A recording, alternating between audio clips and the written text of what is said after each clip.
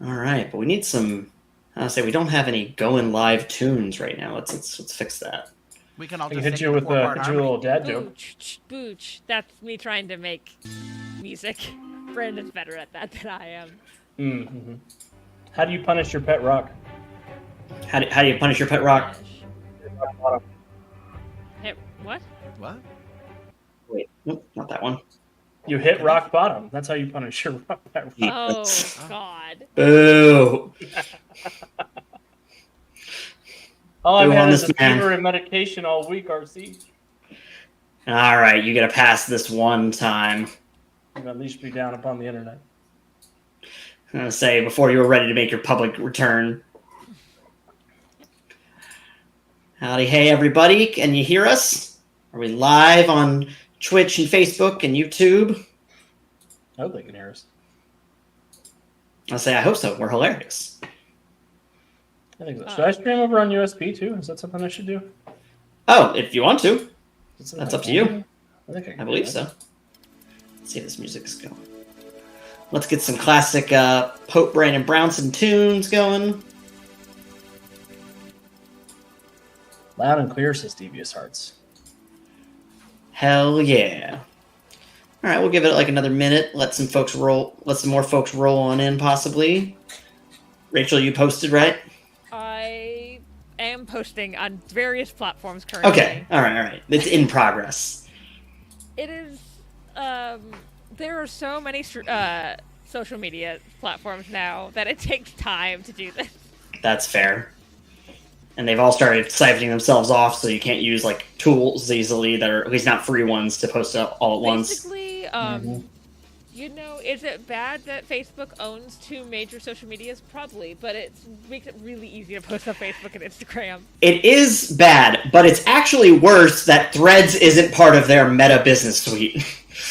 Actually, because you should be able to post to all. You should at least be able to post to all of those. And you know what? I don't know what the purpose would be, but you should be able to post to WhatsApp from there too. I'm gonna make a bold claim. If they own the platform, the business suite should go to all of them. You know what? I'm posting on my Zanga. Dan, please leave. On your what? What's You remember Zanga? You don't remember Zanga? I mean, it's good. I mean, it's good that you don't. It wasn't good. I vaguely have heard those words before. When was this? That was the MySpace years. Is when Zanga was hitting its peak. Shit, that was even before MySpace. Okay, so that was like live journal days then. Oh, I'm younger than you. That's what this is. I'm younger than you and also lived in a different country. Rachel, You're not please that leave. much younger than me. You're only younger than me by like a year or so, right? I think Rachel and I are like the same age. I also lived in a different country.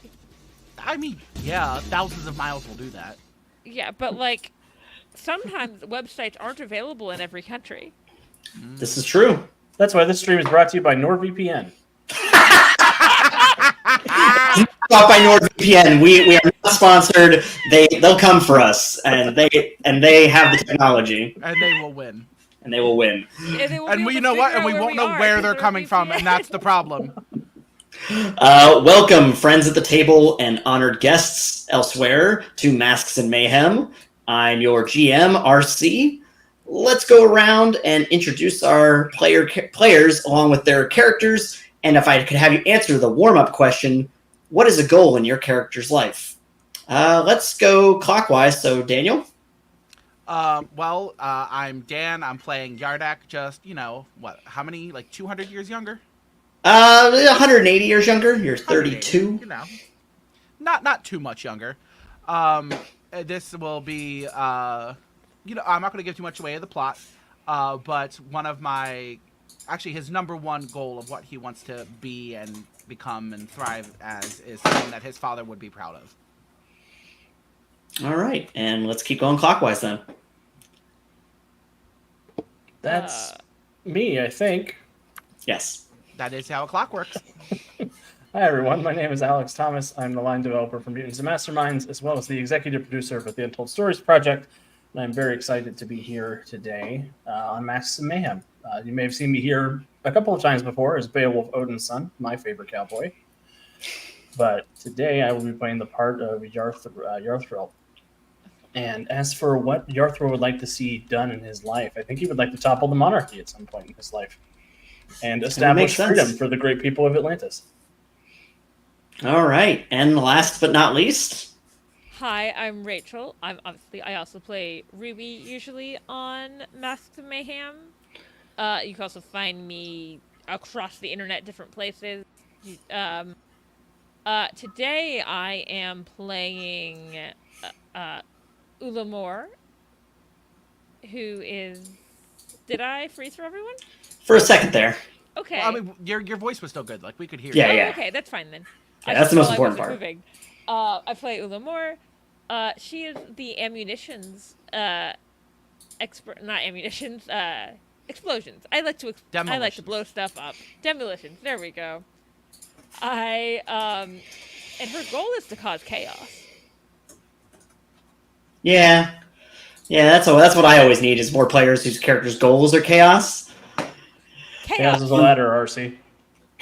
Well, tonight's stream uses the game Mutants and Masterminds 3rd Edition, the world's greatest superhero RPG made by our friends at Green Ronin Publishing. For the uninitiated, this system has a main mechanic of a d20 plus an ability modifier versus a difficulty check. This system the simple system allows it to facilitate cinematic action. Character creation offers nearly unlimited flexibility to create any type of character. The system also has a sort of currency called hero points that allow you to reroll dice, edit scenes, and modify or boost a character's powers in a pinch. They are earned by leaning into genre tropes like setbacks and complications, heroic behavior, good roleplay, jokes we think are funny, and even jokes we think aren't. Tonight's game runs at a lower power level 6 and dives deep into the watery trenches of Atlantis. So let's get started.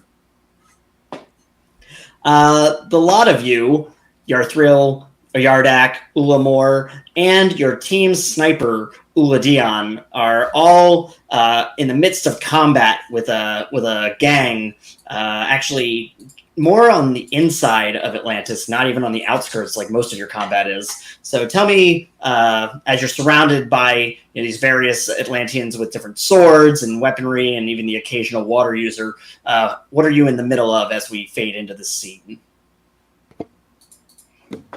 All I'm surrounded by is fear and dead men. Fear and dead men.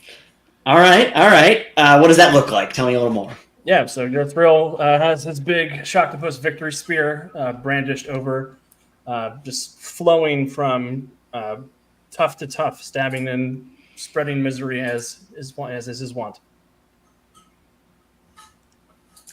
All right, and what about Ulamor? I believe Ulamor is currently trying to set up some ammunition, like trying to hide and set up some stuff. Not ammunition, demolition. Trying to set up demolitions. Explosives. She's trying to set up some explosives near some of the enemies and get the hell out of Dodge. All right, and so is your goal with this, is their goal to hurt the enemies or perhaps just topple some structure? What's kind of the underlying factor of I'm this? Imagining maybe they're all in a building together. She's just trying to topple the building. Okay, so you're probably using some of your specialized A4 explosives. And Yardak, what are you currently doing? There's also a ton of civilians, again, because we're in a more populated area, civilians who are running around and fleeing this combat. Yeah, I probably shouldn't be doing what I'm doing, but... I picked. Sorry. It's like almost what is it? Saving Private Ryan. Like running like from one building to the next building to like get further and further to try to get to my comrades and make sure that like everybody's okay, and then I can like help where I can. And I'm like, I picked it because I think Yardak is what we said like 6'2" and like but like a little bit. He has more muscle in the future, so like now I'm like still the same height, but I'm also kind of scrawny. You're a little. I would describe you as lean. Lean, yeah, that's what we'll go with. Lean, mean, fighting machine. Not this time. I'm a lean, mean, helping machine in this one. Not so brawny.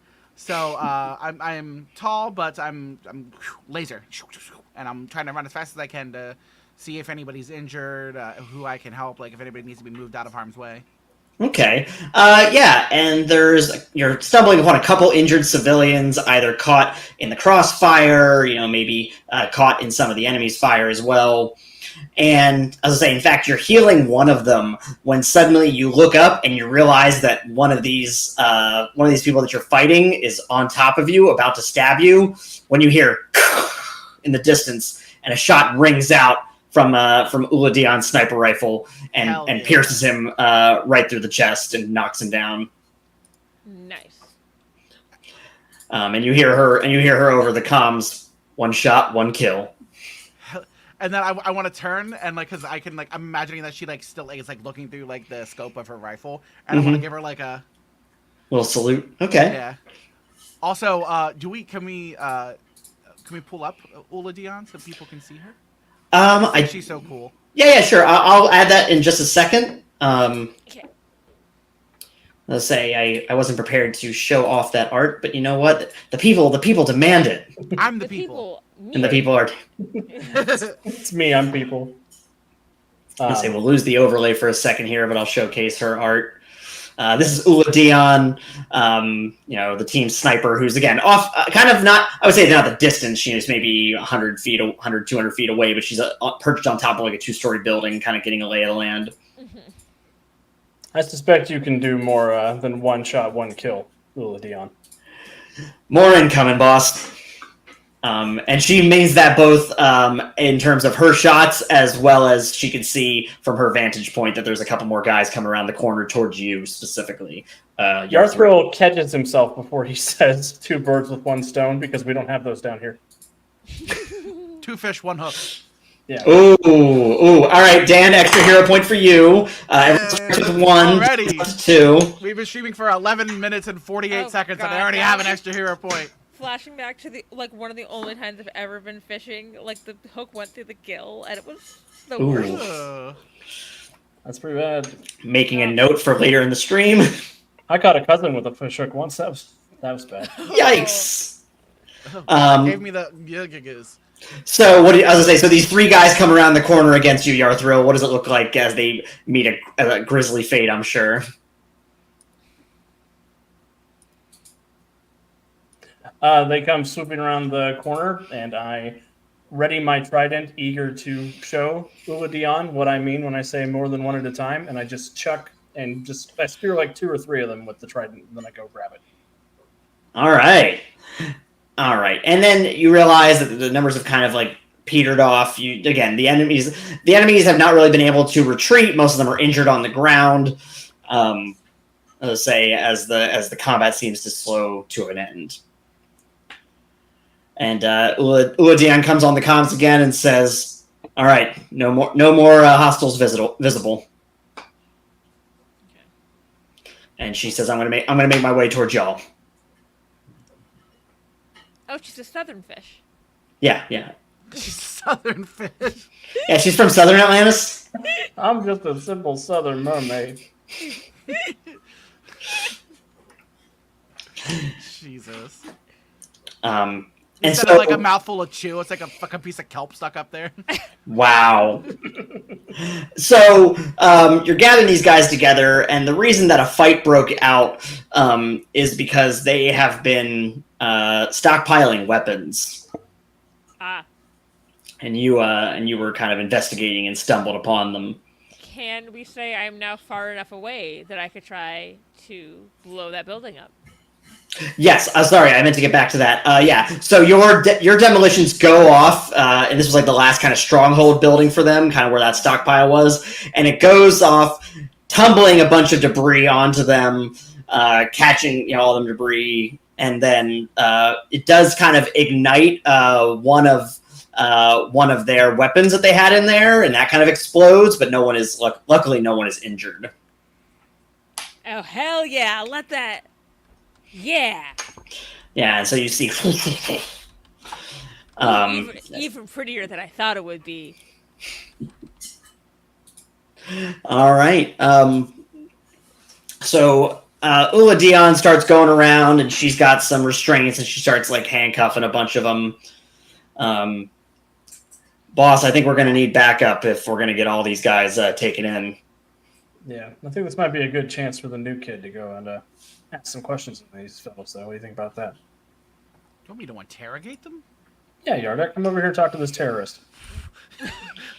Oh my god, it's like me being like 18 and you're like, go, this fucking terrorist, we need information from him. Hey, these aren't terrorists, these are arms dealers. Subtle difference. Subtle difference. Okay. Their goal is money, not chaos. Yeah. I will be right here to supervise. You're going to do great. Okay, let's see, I know, actually, I go up and go, no. The terrorists are much more interesting.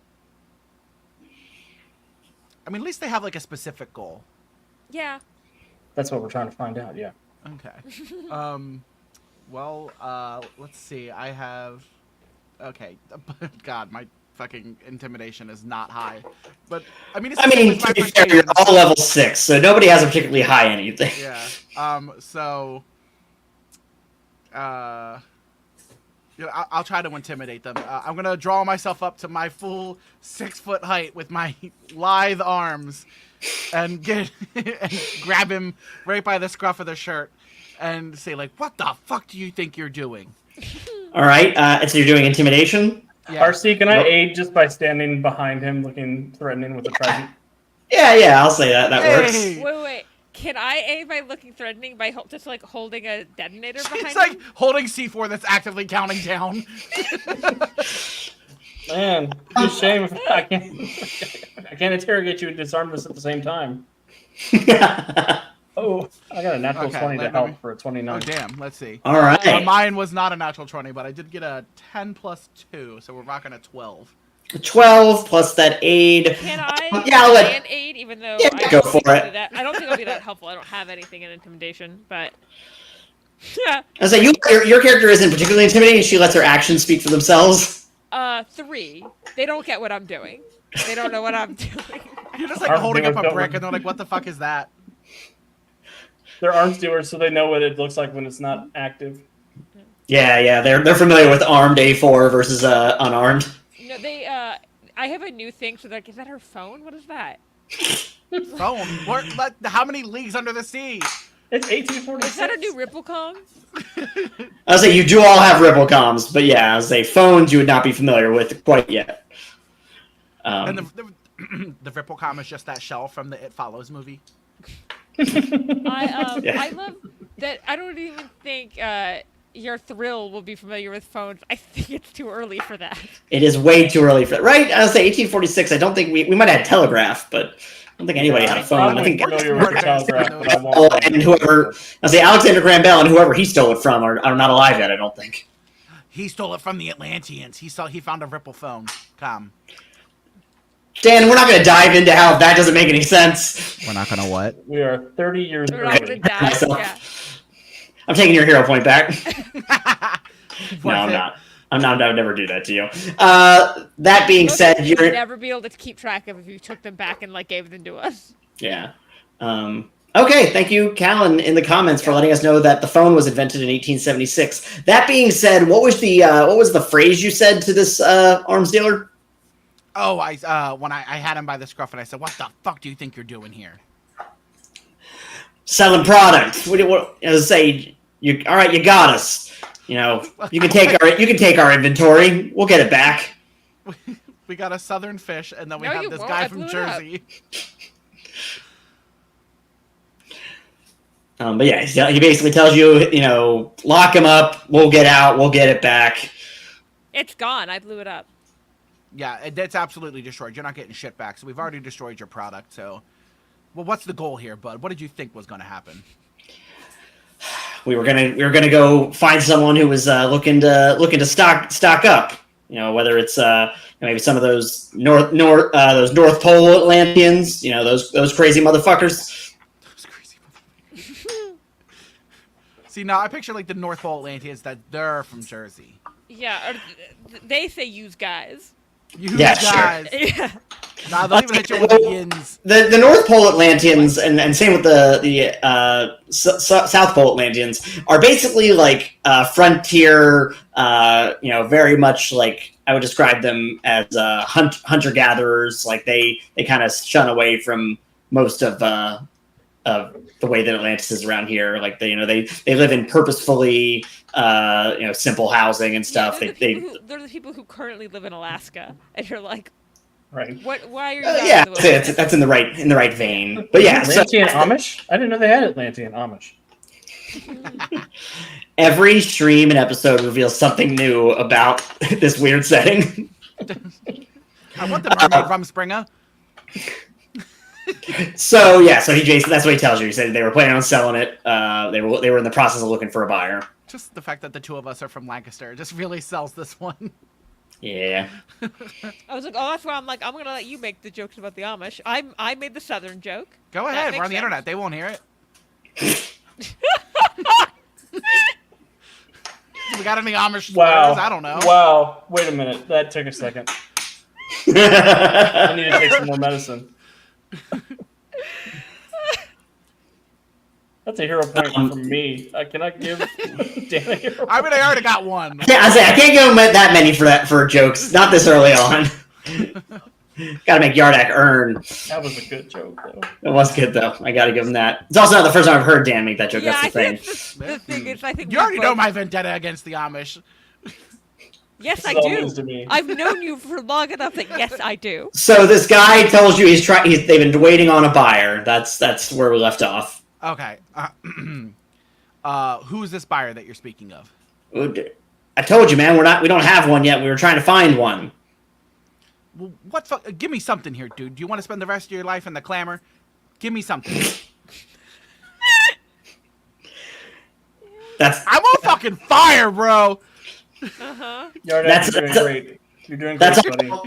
That's all we got. There's nothing more to say. We got these guns. We were trying to sell them. I don't know what you're looking for. Where did you get those guns? You know, good. Answer the guy. They fell off a cart. Fuck off. Yeah, it's those seahorses. It's a problem around here.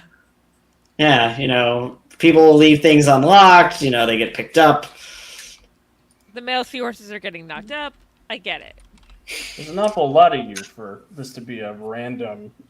We're finally making a business plan. Not the underwater MLM. But yeah, just fine. Take us away. Well, I don't know. I got nothing more to offer you. All right, bye. I don't know what the fuck else to do with this guy. All right. Well, that is what Ula Dion was saying earlier, though, is that if you're going to try and get the lot of them, because there's probably a good dozen guys here, you're going to need some backup to get them out of there. Somebody called the. I guess I'll call in my Ripplecom and be like, what will the other team be called? As I say, you maybe just call home base, get some kind of transport. Hey, home base, this is Ulamor. We're gonna need some more people. There were a lot of arms dealers here. Less weapons now. All right, and this is a perfect opportunity to ask, because we did not do any of this in the pregame. What's your squad called? What would they refer to you as? Ooh. I mean, my Yardak is new, and I'm fairly new as well, so I don't know that we would be involved in making these team names. We're going to be the Fluid Force. Fluid Force 5. Fluid Force 5. There is 5 of us. It is a 5-person team, although one of them is not there currently. Yeah, Fluid Force 5. How did you come up with that so fast? Google. All right, Fluid. We got incoming. We'll pick them up. Hold tight. Thanks. A bunch of them are under that rubble, by the way, when you get here. Don't leave them under the fucking rocks. Yeah, would you mind trying to dig them out in the meantime? That's not our department. I don't wanna. I like blowing stuff up, not fixing the stuff I blew up. Duly noted, Fluid. We're on our way. Of the group. They Corps of Engineers. fucking hate We're us. Special Forces. We don't do that. All right, and so a squad arrives to escort them. They come. They've got like a transport ship to be able to kind of load them all onto it, and kind of like swim along with the transport. You do have some engineers that come out and help with excavating the guys that were under there. Luckily, they all survived. I would imagine that weapons. they really hate our team because of this impulsiveness. And if there are any southern fish on this team, they're like, "Well, bless your fish heart." Yeah.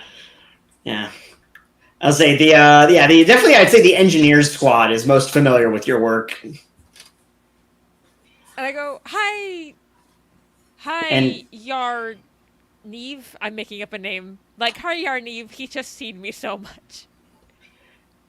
And he points at the rubble, and he points at you. And I go, haven't you seen a special forces squad? We destabilize. We don't. And he just he makes like a thumb, like, get out of here. "Bye."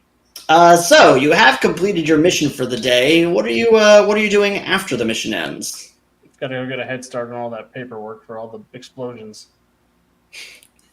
All the explosions. I'm walking around like, hell yeah, I got that guy. I'm like playing with, I feel like my character's just like playing with a match. Or like playing with a lighter.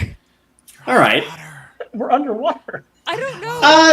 She has an Atlantean Atlantean magic match. I just had an explosion. How the fuck would that work underwater? It's I'm playing with lava. Or explosions can definitely happen underwater. That's what submarines do. Well, they implode, not explode. No. But I mean, they have missiles and shit. Yeah. They have weaponry. I've got to go do my performance review for everyone as well. So I'm gonna go start working on. How does Yarthril feel about all the extra paperwork that it seems Ulamor has added to your list since joining the squad? I appreciate Ulamor's spark. Yeah. Do you ever miss your old demolitions person? I mean, every time I think I miss them, there's a couple extra pieces of them from the accident. I was like, the old one definitely blew up, right? Yeah. Obviously, the old one just wasn't quite as good. I don't get the chance to miss them that often because I find I the think piece. the old one, they're still alive. They're just missing some fins now. Okay, Atlanteans don't have fins. You all have profile pictures here showing humanoid shapes.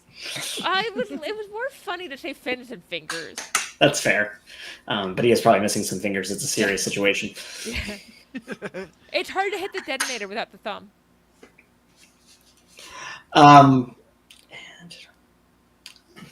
And so, all right, so you're going back to the barracks then, it sounds like?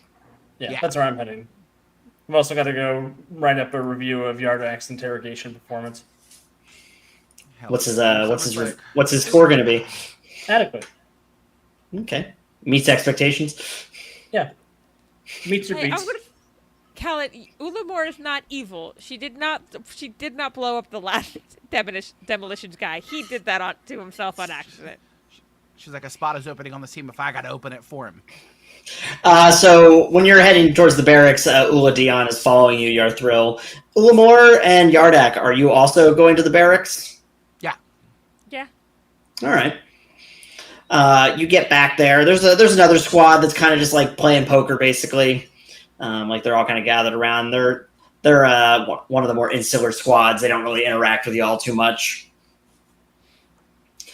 And so walk by and try to be like, "Hey guys," and try to give a high five. And they don't even look up from their game. They go, "Hey." Can I say I used to be on this team? What was that? Can I say I used to be on this team? Yes, absolutely. So, Ulamor specifically has a reputation of having been transferred, I believe it was 8 times or 6 times in the span of about 2.5 years. Yep. I go, "Hey, guys." Hey, Ulamor. And staying out of trouble. And I'd say some of the members of that team give a look at you, Yarthril. I'm not the trouble. We don't have troublemakers in my squad. And I go, and I whisper to one of them that he knows of. And I wink. It is my role as a leader in this faction to direct people's creative outbursts in a productive manner. That was the easy way of phrasing that. Yeah. That demonstrates that you Alex, have you also had to work in middle management before? Yes. Yeah. I was like, I can sense this, and I'm trying to be diplomatic. I was like, they're having trouble, and help me. Yeah, look, half of my job as a freelance editor is coming up with polite ways to say that English should be a spectator sport for you. All right, so you started working on that paperwork. Ula Dion says, "Do you need anything from me, boss?" No, if you want to go report to our bosses. Yeah, I'll start doing that, and I'll see about putting in some requisition reports for some resupplies. Yeah, we're gonna need some more explosives. Yeah, more explosives, probably some more runes for Yarzin whenever he gets back from the mission he's on. And honestly, I'm just about out of ammo too, so I'll put in one for that. See, that's why I tell you need to get a trident. I never run out of ammo. I prefer to keep my distance from the problems. Yeah, ammo's business. This is personal, and I hold up my dagger. And I go, "Am I the problems?" Not this time, Ulamor. Not this time. So she heads off to go do that, and then what are the lot of you? What are Ulamor and Yardak doing then, as the paperwork's being done? I still feel like a badass from that interrogation, even though like I really didn't do anything. So like I'm sitting there, like I have my feet kicked up on the table. I had my dagger out, so now I'm like using it to like pick under my nails. All right. And I'm just like, yeah, fuck with me. Even though like I look like a gawky fucking skinny little 6-foot person. Was that Zuko? Yeah. Yeah. Sorry. I've never heard him meow. He's pissed about it. Yeah. Yeah, he's not happy with the door being closed. How loud is it when you do? Oh no, it's just funny. Yeah, he's It's fine. just funny because it was like cat. Yeah. Now you live my life. Yeah. He's my little guy. I got for those on the outside. I got a cat recently. His name is Prince Zuko. He is very cute. But only Yes, because he Calvin. hates his father. Yeah, it's Oh, that's no. me right now. Oh, I hear him. He's trying to go for the door. I'm just gonna open it. 1 second, be right back. Just fix the problem before it starts. Now wait, he can't even hear us. But now you know why I just let Bayou and now you know why I just let Thomas and Bayou in here while we record. Funny thing is, he has no interest in being in here. Really, he's gonna come in for 10 seconds just, and leave. Yeah, it's just that door being closed. Yeah, Exactly. Dog different. Dog want to be here. true. That being said, sorry, Ulamor, what did you say you're doing then? Kind of during your downtime? I am basically playing with the Atlantean version of like a sparkler. Okay. And just like basically putting it in front of my eyes, like, ooh, pretty. She's just fucking lighting tube worms on fire. Yeah, like wee. All right. We got a lot of white Stuff Rachel phosphorus does down not here. do. Rachel actually really dislikes being around fire. It's scary. Well, that's fine. You get to interact with fire now with the through the magic of TTRPGs. Yeah. And your squad, actually, I should say, like while you kind of walked past that other one, you guys have like your own room that you're able to work from. That kind of leads into your bunks. When you hear a knock at the door. Yeah. So Hey. who answers it? You're I'll not answer gonna it. get that. Oh yeah, I was already up and going for it. Oh, so I was just being like, come in. I'm not getting up. No, so I throw the door open. Oh, hello. And it is your old friend, Yarkaven, Prince of Atlantis. And then I go, hey, and bring him in for a big hug. I'll say you and Yarkalen are of a similar age. And so he's also a young prince, and he said, I know you're just getting started, but I came to wish you luck, and I heard about how things went today, and I was able to escape the palace for a short bit. How? You got out of the palace and you decided to come here? Of course, I wanted to see you. Hey, I mean, your ass Adorable. on the line, but hell yeah, let's hang out, bud. Yeah, well, I can always stay for a short bit, but I wanted to get an opportunity to check in with you and also to, meet with your squad mates. Yeah, let me introduce you. Come in. All right, and when he comes in, so he's wearing kind of a long. He always wears kind of a long, almost robe-like. Yeah, he looks like a twat. It's a kind of a purple and white robe, and you can see that he has like a small crown, and he has some rather fine gold jewelry.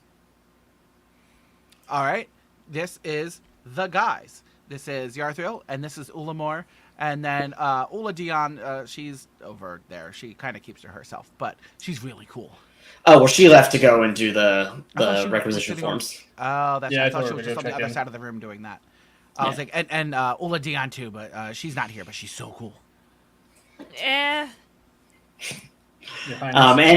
he comes over and offers to shake your hand.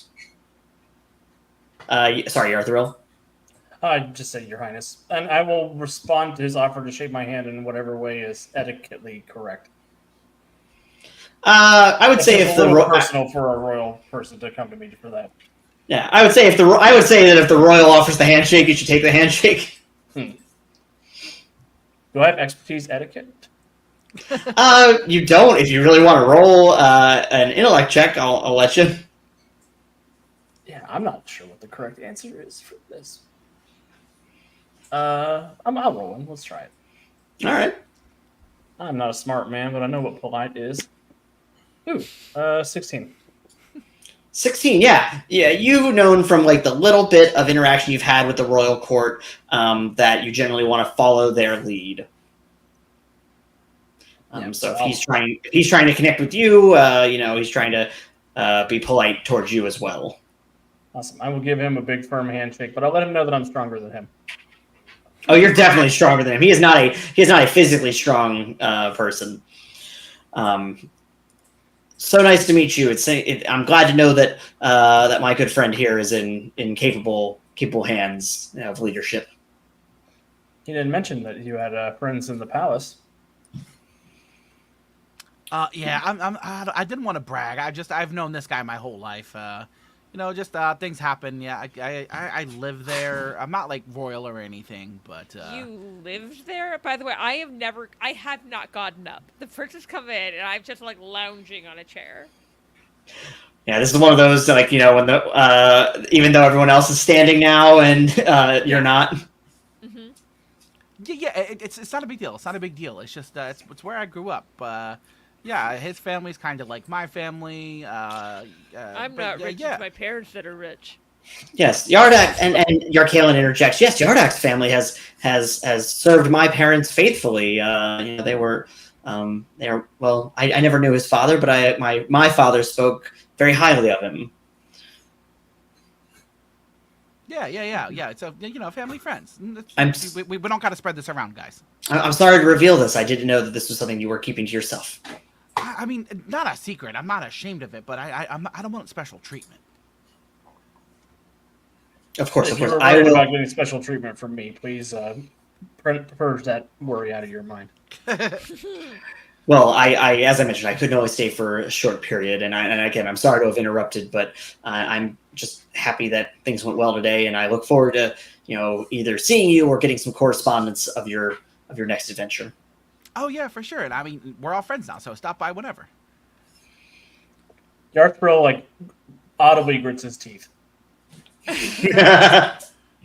I go, yeah, I guess we're friends now. What? Well, you still haven't even gotten up from the couch or whatever, or the table, right? I finally get up and I go and I fist bump the prince. And he is a little taken aback by that, but he just goes with it, awkwardly. He says, okay, well, I will say good day to you all. All right, see you, bud. All right, and bud? Yeah, he has now exited and give a quick wave. See you, bud? You're friends with the prince?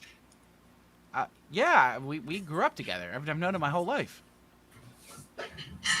You got secrets, dude. What?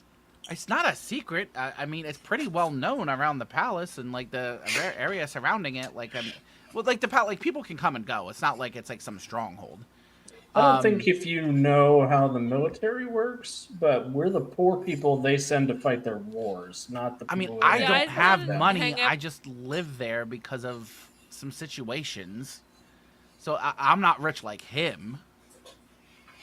I repeat, I'm not rich. My parents are rich. I only have the one, and she's not rich either. Oh my god, is Yardak my self-insert?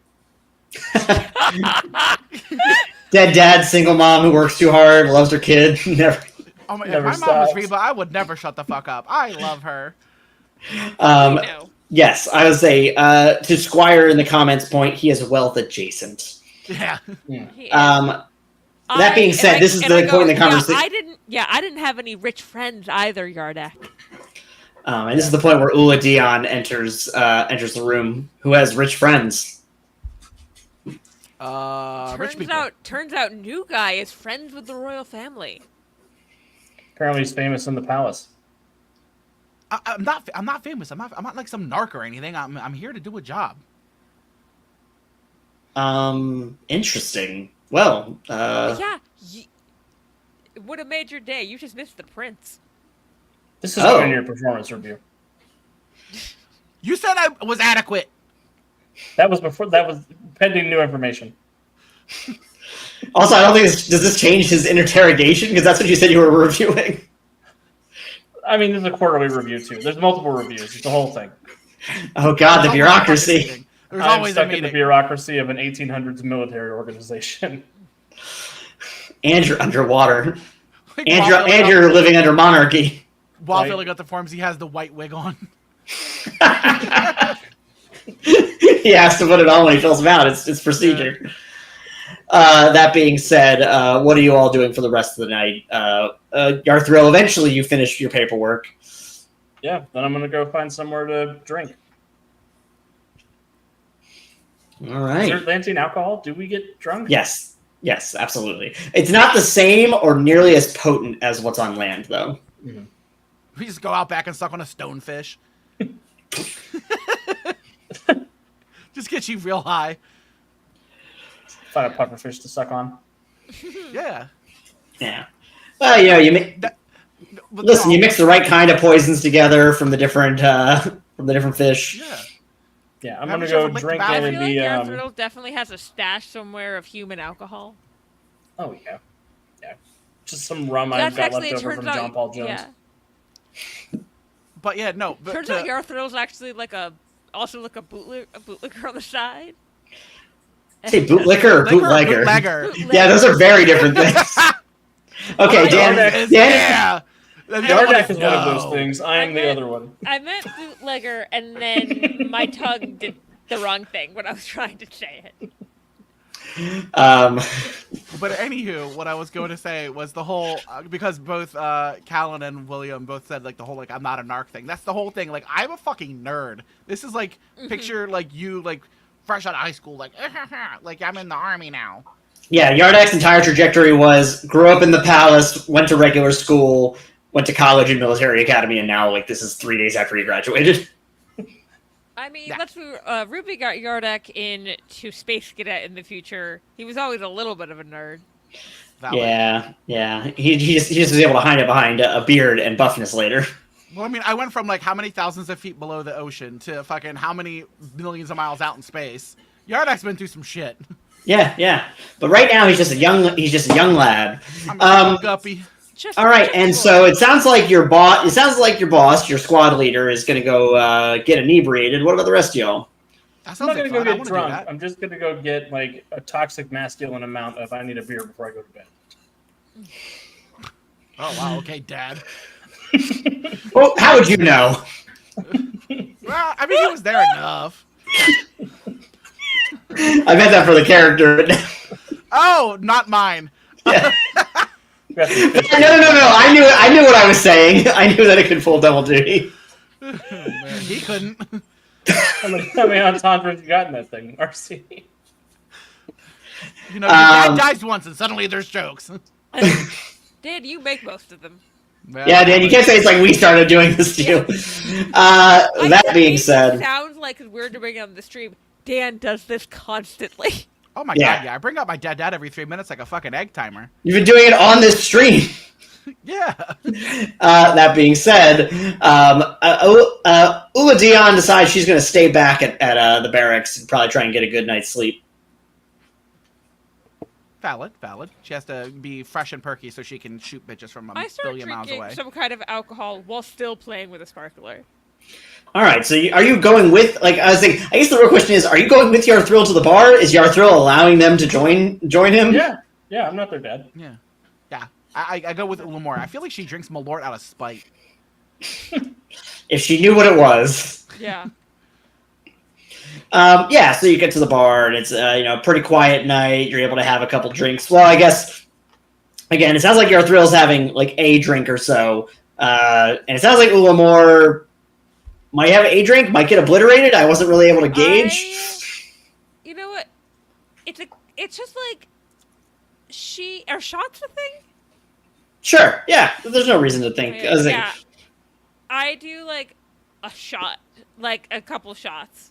The bartender just holds up an octopus and is like, into your mouth. Just ink. Our senior lucky, we are 5 years too early for Moby Dicks to be a reference I can make. Oh, yeah. Well, 5 years too early for the book, and many, many years too early for the food franchise in the Mayhemverse. The first one was founded in Atlantis, but it was lost at time. But the whale himself, cool guy. He lives by the palace. Right. Ishmael was just a dick. Yeah. I was gonna say. I think that the royal family probably does maintain, like, I'm not going to call it, I guess not airspace, water space around the palace. Probably couldn't get a whale too close to it. I think it was good. Turns out it's in the middle of the Bermuda Triangle. That's why all those ships go down. Whales are kind of like the Goodyear blimp of the underwater. All right, and then what about Yardak? How are you? Where are you on the drink a little, get obliterated scale? I'm trying to figure out like what the underwater version of a rum and coke would be, because that's everybody's like first go-to when they go to a bar. Is like, just give me a rum and coke. Why are you calling me out, Dan? Yeah, well, if the me. shoe fits, lace it up and wear it, bitch. Maybe this is more to do with me when mine was like whiskey coke. Ugh, like a Jack and Coke. That's so disgusting. I'll do either. Like a Riesling or a Moscato. That's sort of tends to be what I drink. Well, listen, my go-to drink is called a trash can, but we don't have time to go into all that. Yeah, that's. Every time I watch Robert drink, it hurts me inside. It should. I've heard this, or he orders shots of Fireball. So far, by choice. Maybe one day. Aren't you older than me? Yeah, and You can't be drinking Fireball anymore, my guy. I can do whatever I want. That's a young man's game. For my birthday, I got this thing called it's called Demon Seed. It's supposed to be basically like. Also, Cal right with the vibe. Ulamor should be drinking Fireball. Yeah, it tracks. Rachel also agrees that RC is too old for Fireball. Love do whatever I want. Respect your. I wouldn't go as far as respect yourself. Do what you need to do, but not Fireball. Mm-mm. My go-to drink at bar is the same as Ruby's, which is Malibu a whiskey sour. I thought you don't want to get a Babe Ruth in Ruby. We've spent far too long on drinks. Yeah. I really don't know what Dan said. Yeah, so Ulamor's getting shots. Yardak's getting the equivalent of rum and coke. Yeah. And so you end up, you head back to the barracks for the night. I want Yardak and Ulamor to roll me a fortitude check. That was spicy. Me. 12 plus 2, 14. 14? I'm still trying to do the math, but I rolled a 19. Damn. You're fine. So. All right, so you wake up in the morning. You got maybe just a slight minor-ish headache, barely noticeable. But you wake up bright and early, at Fish 100. Yeah, that's the proper response. No points. And may God have mercy on my soul. Our alarm clock just shoots like bubbles in our faces. I'm also going to give everybody another hero point. Hey. So that's just because that's frightening. Yeah, because time is passing. Deuce wants you to know that Tacticon felt this was the place to be. Good.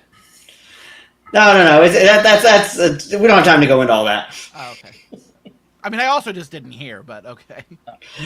Tacticon felt this was the place to be. Yeah, Tacticon was a character I created for my one-shots. I think what people are saying. I was like, yeah, I still don't get it. That's like when you ask somebody to repeat themselves like 3 times and then you just go, okay. Yeah. Yeah, whatever, man. Yeah, that was me, Dan, with the drink. Oh yeah, Malibu Babe Ruth is what I had said. I thought that's what Ruby had ordered previously, but I've literally never heard of that drink. I have no idea where you got that. Dan, you hallucinated. You gotta go see a doctor. So you wake up in the morning, and Ula Dion, beat you all to getting up. She's already done a full cleaning of her gun. She says, "Hey, I'm headed to the mess. Anyone coming with?" And I go, I was like, yeah, I need some food. I somehow am even more energized, even though I got the drunkest last night, and I'm like, yeah, let's go.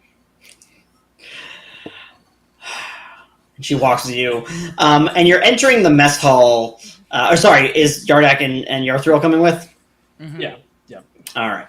And so you're entering the mess hall when you're actually intercepted by a courier.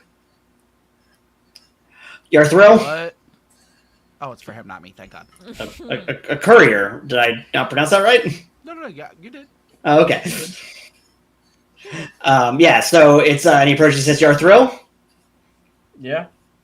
Hi, you have new orders. Squad leader, Yarthril? Yeah, squad leader, Yarthril? There you go. Yeah, you have new orders, and he hands you a document. Take it. Let out a heavy sigh. Unfold it.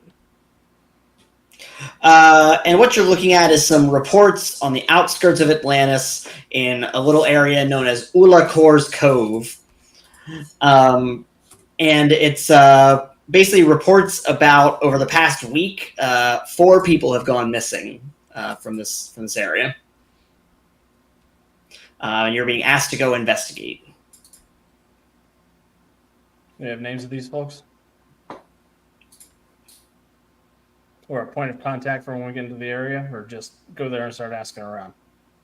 It's Jim, Jack, Johnny, and Jose. RC, I think you read it. Yes, I was. Thank you. So the document says to connect with. Sorry, I just lost it in my notes. No. There is someone you're supposed to connect with when you get there. Yeah, I go. Oh, I didn't even get to get my scrambled caviar. Also, apparently, I'm experiencing the same thing that RC is. I just can't hear it. I just got a text going, this cat loves and misses you. He's been meowing outside the door this whole time. That's why I opened the door. Eventually, he got bored and left. That being said, you are supposed to connect with Ulamor when you get to the area, and she'll give you more details. P-L-O-R or F-L-O-R? P-L-O-R. Okay. So 4 people have gone missing over the course of how long? Over the course of a week.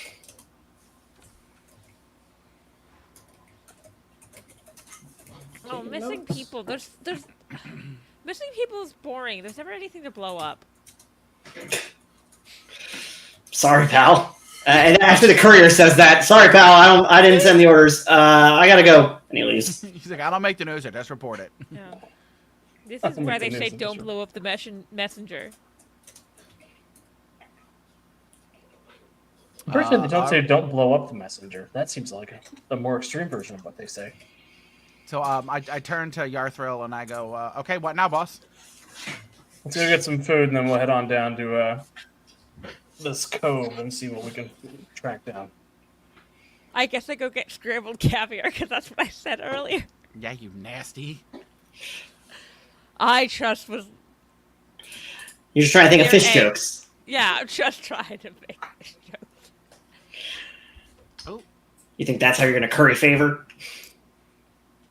Guess who's here? Probably. Maybe from the courier. Look at the cat. That's Kitty. Hello, Kitty. Cats make everything better. All right, so yeah. So you finish eating your food. Luckily, Ula Dion had done that requisition form and got the ammo she needed and got some explosives for Ulamor. Nice. Also got some proper materials for cleaning your knife and spear, Yardak and Yarthril, respectively. Got my little whetstone, and I'm just carving. Isn't it what do I just know stone? about that area we're going to, RC? Is it a hotbed of WHT, you bitch. I hate you. Next time I see you, I'm going to sack tap you. Oh, God. Dang, that one really got him. Apparently, what were you asking? Who are you talking to? That was to me because he said he was using the knife on a whetstone, and I said, "Isn't it just a stone?" Oh. So what were you asking, Alex? Do I know anything about this place that we're going? Is it a known den of kidnapping or trouble? No, it's definitely not. I mean, it's one of the border villages along the edge of Atlantis. So when you imagine Atlantis, like it's all referred to as one thing, but when they break it down, there's like neighborhoods and regions and things within it, like the Merchants District and then different neighborhoods and whatnot. So this is just kind of one of those border, residential areas. Usually not any kind of trouble. Of course, with any of these areas along the edge, there's always the chance of some kind of animal attack of some kind, like a creature or a fish. Or people going missing, or not to say there isn't crime, but this is not like a known location. This is I would say pretty sleepy little area. Whenever those waspy Atlantean moms swim on by, they lock their doors. No. This is definitely, I would consider this is like one of those, one post office towns that you would just go through when you're going to somewhere more important. But again, it's on the border of Atlantis, so it's not really once you pass this, you have just the ocean. Did you say a one post office town? Yeah, I guess that's not. I was trying to think of a better example. That's a good point. I guess one stoplight. One stoplight felt too small when I said it. When I was going to say it. No, it's gonna be like something like Murder She Wrote. It's the tiniest town, but there's somehow a murder there every week, and people should definitely move. Like any outside person looks at this and they're like, "What the fuck is wrong with you guys?" Well, I think actually why no one moves in Murder She Wrote, it's always the guest stars that murdered. So it's someone who's in town for the week and they get murdered. Well, it's kind of like if you go based on the show Law and Order. There are so many murders happening in New York City, so many more than ever would actually happen. That being said. I would say essentially it's just a sleepy little residential area. Yeah. Rachel, we're going to have to play Brindlewood Bay sometime. That's Murder, She Wrote, the RPG. Yes. Have we ever said in a stream about what happened with Angela No, Lansbury? we don't have time to talk about our experience with Angela Lansbury. So, yeah, if you want to maybe roll... Yes, I want to play that game. If anybody wants to maybe roll an investigation check to see if maybe any of the other ones know much about this area. I'll roll it. Yeah. Do you want me to roll an investigation check? I don't know shit. I put something on top of my the box with my dice, and my brain went, "There's nothing there now." Including my modifier, I got a 5. All right, so yeah, you lived a life of luxury in the palace. You have never been really out to one of the. In fact, except maybe during a training exercise, you've never been to one of these border areas yet. The worst part is my investigation is my 3rd highest skill. Yeah. What was that, Rachel? 13. 13. Yeah, I'd say you've actually been through this area, so you might, like, when you heard Ulamor, you might actually, like, know her, like, that she's kind of a figure in that neighborhood, kind of a leader. Sorry, because this is... Was she one of the people that went missing? She is not. No, this is your contact that you're supposed to reach when you get there to get the names of people. Oh, I've met her once. She's like an alderman? Exactly, yes. Town council or whatever. Yeah. Or I guess, not a mayor. Mayor wouldn't be the right. She's the mayoress. And what was the name of this place again? Ulacor's Cove. ULACOR''S.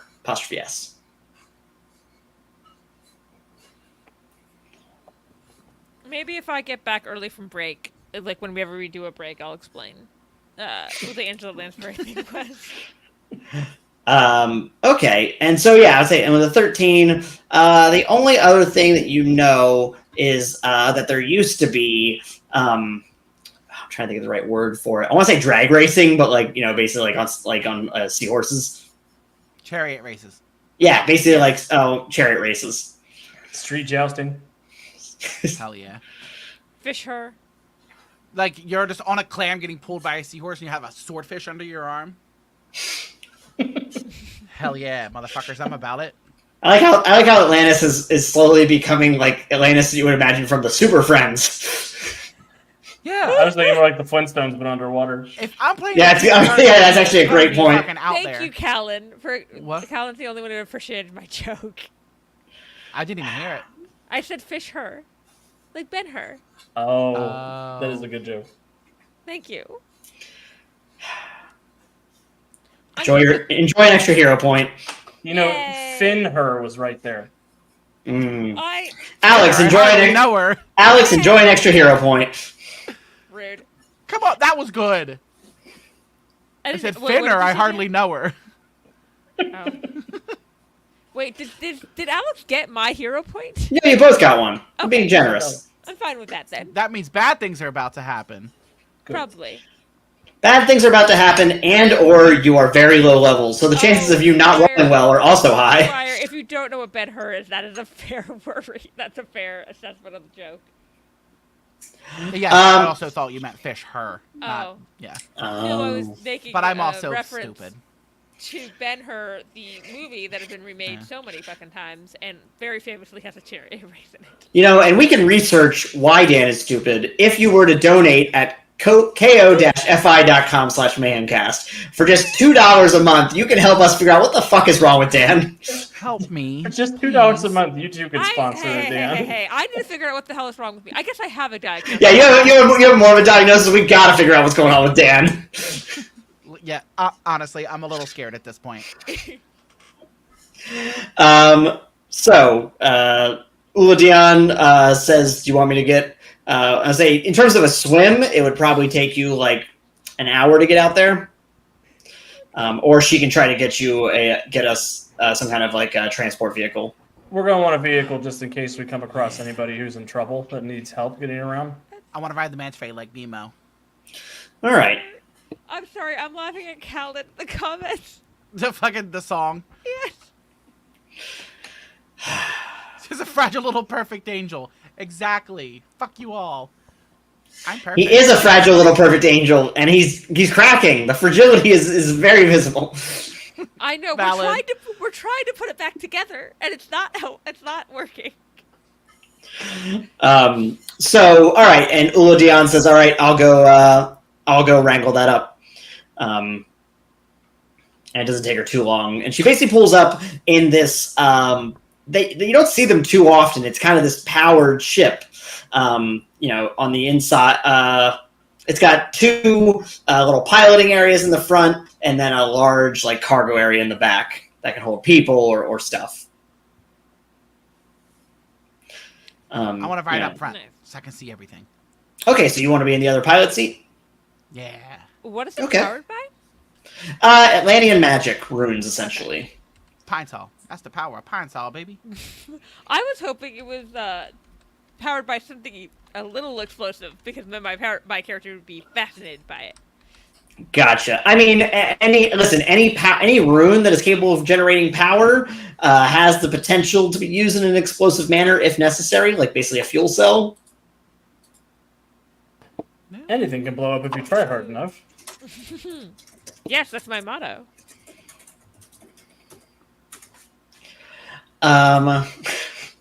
So she pulls up. All right, so it sounds like Yardak and Yarthril are going to be back in the cargo area. So we got Yardak and Uladion are up front, and Ulamor and Yarthril are in the back. Mm-hmm. So leader and demolitions in the back, pilot or medic and sniper up front. Hell yeah. All right, and her like she's like as she's going, just like keeping an eye, and I'm just like dog out the window, like. Yeah. She's got her gun next to her, but she's definitely not aiming while driving. Oh, fair enough. And it's like open, and it's like open cockpit in the front, by the way. Like visually open or like legitimately open? Like it's two pods, and it's like completely uncovered. Oh. It's a stagecoach. Stagecoach is a perfect example, actually. I again have a sparkler in my backseat. Why do you have so many sparklers? Actually, no. Dion's going to ask you why with another sparkler. Where do you even get them from? The store. My girl Una Dai. I'm just trying to make up these names. Una Dai set me up Aren't they pretty? And Uladion looks at you, Yardak, and says, "She's had one every day for almost a year now. Sometimes multiple." And she goes, "Do you know what we call that? Commitment to the bit." And actually, I go and whisper to Yardak, and I went, "Exactly. I keep getting them because it flabbergasts her so much." And I whisper that just to Yardak. And then I immediately put out like for a fist bump and like a wink. And roll stealth check then if you're trying to whisper that. Okay. Do I have a lot in stealth? Again, you are power level 6. You don't have a lot in anything. Do I have more than other things in stealth? Oh, that's okay. That's an okay roll. Dirty 20. Dirty 20. All right, yeah, she didn't hear a thing. Yeah. And so the way that she decides to go about it, instead of piloting through the city, it's going to take a little longer, but she revs the engines and actually goes up, like, above the city, like in an arc, heading out of town. So you're seeing, like, not that you haven't been able to swim to this vantage point. I was the wrong character to do that. Yeah, not that you couldn't have seen it from this vantage point before, but it's not something that you would necessarily do very often. And you're just kind of seeing, and then you're coming back down, and you're slowly seeing like these kind of residential homes. Some are a bit more ramshackle than others. Some are pretty nice. As you land kind of in the center, where you see like a general store, and you do see like there's a shooting range, and then as you're landing, you see a young, I would say, relatively young, right? About Yarthrill's age, Atlantean woman. She's wearing a very tight-fitting blue dress, and she has some nice silver jewelry, like wrist bracelets. And I'd say that Ulamor, you recognize that this is Ulaplor, the person you know from this area. From she is the alderman. I think was a great phrase for it, Alex. The alderman of the Cove. I wave my sparkler and go, "Hi, hey girl, nice to see you again." And she looks like she's thinking for a moment. Ulamor, right? Yeah, I'd like good memory. You met me with a lot of other people. Oh, well, always got to keep, ideas for my constituency. Are you all with the military? Or I guess you all were in the same uniform. I say, are you the military attachment that has been sent to investigate? And that's when I hop out from the cockpit and like jump, and I put my hand out and go, "Yardak, nice to meet you, ma'am." I go, "Yep," and I like wave the sparkler in a way that like puts it out. Yarthrill, squad leader. Yarthrill to meet you. I just give him a look. I look all the way through Yardak. I fist bump him. Hell yeah. It's nice when I just join Dan in his chaos. I'm really trying to let you have it this time because I'm trying to just be like the nerdy kid, but like nothing's really happening yet. And she goes, "Well, I'm very thankful that you were all able to come out." Sorry, I'm also trying to figure out how to delete this one comment that came through on Twitch. Yeah. If you click on their name, you can ban them, and then it'll make the comment go away. What thing? Or I don't know how to do it in StreamYards, actually. Yeah, as I say, I'm trying to do it. I'm over on Twitch trying to do it, and I'm like, I don't really know this. Here we go. And Twitch, just click on their name. Ban. There we go. Cool. Got rid of it on Twitch at least. That being said, yes. So we've had 4 of our local area go missing, and we're only a community of about 30. So we really noticed it right away. Damn, that's a sixth of their population gone. Yes, that's why we. What can you tell us about the people who went missing? Well, all of those that went missing had the furthest out homes. At first we thought perhaps it was once the first two went missing, we were worried that perhaps there was some kind of animal issue. So we had some people go out and investigate. And unfortunately, one of them went missing, and we have not found any evidence actually of an animal attack. So we began to worry that it could be someone out here doing this. We've never heard of such a thing, but it's not possible. Or maybe they were stumbling upon some kind of criminal activity. It's very concerning. In a town this size, I bet you everybody knows everybody, but is there any particular connection between the 4 victims? Other than living far out, they were all kind of just handled their own land, hunted for their own food and whatnot. That's, again, why we weren't saying it was impossible for some kind of, perhaps a shark of some variety, or something got to them. But, usually there's evidence, something to indicate, struggle and we just haven't found anything. So, that's why we wanted you to come in. It's very concerning. I have people that are talking about, leaving and wanting to move, but, this has been a pretty stable town for a long time, a little village for a long time, and we want to get it back to that. And also, we want to find our friends. We all kind of know each other around here. I mean, it'd be hard not to. Well, some of these folks can be a bit prickly, not the most community minded, but we still look out for each other. So, there's no inkling of it being anybody in town? Nothing that's pointed in that direction so far. Okay. It's not like we have any kind of security patrol or even any kind of surveillance to point us in any one direction, and it all happened in pretty remote locations. So you're right now, like I said, you're kind of in the middle of the town. Like, these folks live on the very, very outskirts, the ones that she's referring to. Rachel asking this question. They don't have any kind of law enforcement at all. Nothing regularly, no. Okay. And I go, yeah, I find it a little crazy. There's no kind of law presence here at all, and that was in character. Well, that's why we always call if we really need anything. But for the most part, we're able to handle ourselves. So if there's anything I can provide you or any other details you'd like, I can give you their names. And I'll send this in the private message to the group, the names of the people. Oh, okay.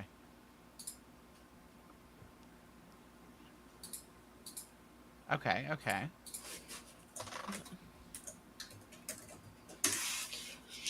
So yeah, I'll say all 4 of them are just, like I said, kind of independent trappers. So I would, I can give you coordinates to their homes, and we kind of assume that's where they went missing. They tend to stay within their property, unless they're coming into town. Yeah, I feel like that'd be a good place to start. Yeah, totally. Yeah. There haven't been any new visitors in town recently, have there? No one I've seen. I can definitely ask around, but I feel like it's something someone would have mentioned. Totally. Again, you would notice here. Is there a path? Is there a certain path these people usually take when they're coming back into town and going back to their property? So they all kind of have trails that go out to their specific areas, and they wouldn't all have been on the same trail. They would definitely have not have been. Well, I mean, not if you stay it back. Not to say they couldn't have gone on each other's trail. Yeah. Do you know which of the who the first one that went missing? Yes. So the first one that went missing is Yarkamak. He was an older gentleman, about 300. Definitely was one of the first residents in this area. Sorry, how old did she say? About 300. I go, damn. Yeah, I was this has been an area where a large variety of people can live. It's what makes it kind of nice. It's not too far, so we can get to the resources of the other resources of Atlantis, but kind of be able to keep to ourselves. We should hit him first and start from back. Like go from back to the. Huh? You just said hit him first. I'm like, don't hit him.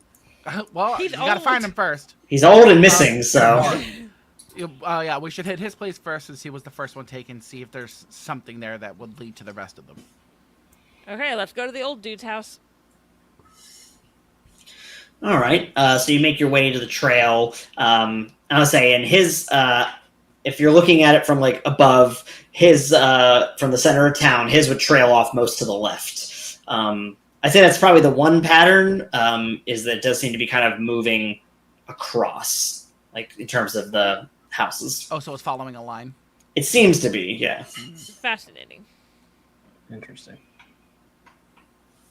All right, so yeah, you kind of have to make your way through. There's kind of a kelp field, basically almost like tall, stacks of corn almost. Yeah, like a cornfield is basically what I'm trying to imagining. Yeah. I was picturing like an underwater, like Atlantean, like Halloween episode where it's like, Our mind the went killing fields. Different places because mine went like there's a great like the opening line of Oklahoma, which is like it's about corn. No, always horror. Yeah. Dan, this is the difference between us as friends. Between a theater kid and a horror movie buff. Yeah. I do know that song by heart, but I don't want to get a copyright strike. So yeah, let's avoid that. So yeah, but there's this trail in the center of it that is like kind of carved out, so you're able to walk through it. And when you get out, you see kind of a very basic, decent looking home in the setup. It's got looks like some handmade shutters, but like very well made. And a pretty solid steel door, and it's made of like a very smooth shaped stone. Well, everybody fan out. Let's go look for clues. Yeah. All right. And is there anything in particular you're looking for? Signs of a struggle. Yeah. Okay. Yeah, signs of break-in. Signs of activity in the area after the disappearances. Signs of explosions. I don't know. I'll let you all roll either the better of investigation or perception. Well, that's a difference of 1, so I'll take the investigation. They are the same. Well, ooh, 21. That's my first good roll. Okay.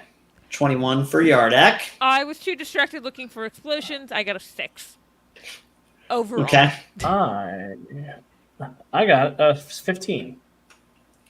15. All right. So, Yarthrill, I will say, as you make your way around the back of the house, you do see some scrapes along the side that at first might just seem like normal wear and tear, like something bumped into it. But when you look closer, you can see kind of groovings that look like they would fit with like what's I'm looking for? Fingernail marks. Yeah. Like something was dragged and holding on. Yardak, with your 21, as you're investigating around, you find hidden beneath some dirt rubble, basically like a cut off piece of a skin, but like you don't recognize it. Not like human skin, but like you don't recognize like what it would be. Oh, okay.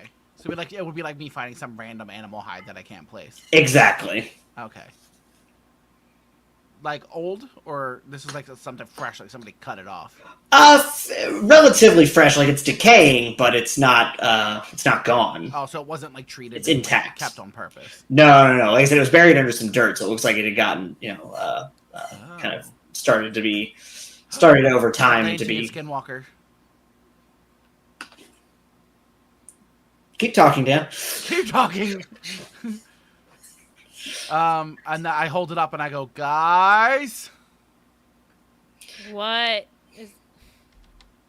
Do you not the rotting flesh skin? Oh, ew. That's gross. Is that the old dude? No. Does this look like Atlantean skin to you? I don't know. I don't see that many bodies when they blow up. We don't look at that many dead old dudes. It's true. She's usually seeing giblets, not. I'm not usually seeing people die of old age. I was gonna say, or being skin. You're not seeing a lot of skin on its own. So what do you want to do about this? Because what the hell? Do we think something shed that? Oh, ew! And I drop it. I'm gonna make it. Can I make a marine biology check, RC? Absolutely. Atlantean cicadas. That's fucking frightening to think about, honestly. 17 plus 8 is 25. 25. 8? Damn, bitch. Turns out I dabble in marine biology. Helpful. Yeah. So when you look closely at it, you start to recognize that it actually looks like shark skin. Ooh ha ha. But it looks like something is like growing over top of it. Where sharks? Yeah, I'll say, hey, this is shark skin, but it's something else too. It's not just shark skin. And I say in character, where sharks? How would you know what a werewolf is? Media exists, bitch. Not for Atlanteans, first off. Books.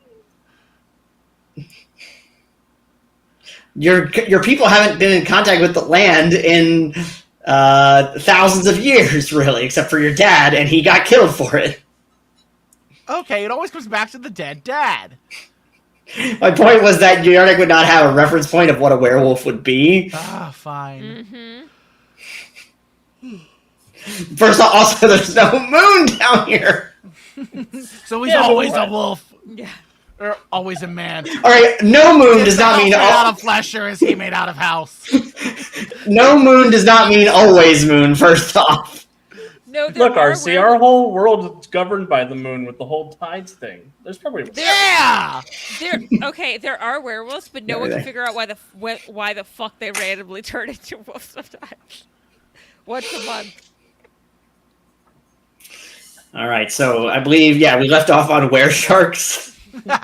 There, shark. There, castle, says somebody. Do I have any theories? Does anybody have any theories about what this might be? Does it look sick? Does it look like corrupted or mutated or? Yeah, I would say definitely both corrupted and mutated. Like, again, you've never seen any kind of and it's not just like coating the skin; it is part of it. Ew! I'm repeating. So we're looking for an infected shark? Or one with eczema? I don't know. Eczema, unfortunately, Atlanteans are deeply familiar with. It's very common. They all have the pruny fingers. They're just underwater all the time. Yeah.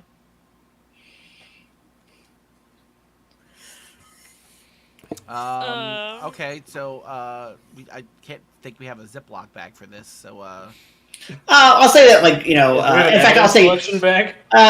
Ula Dion has like kind of a messenger bag with a bunch of different pockets, and she says, "I think it'll fit in this one."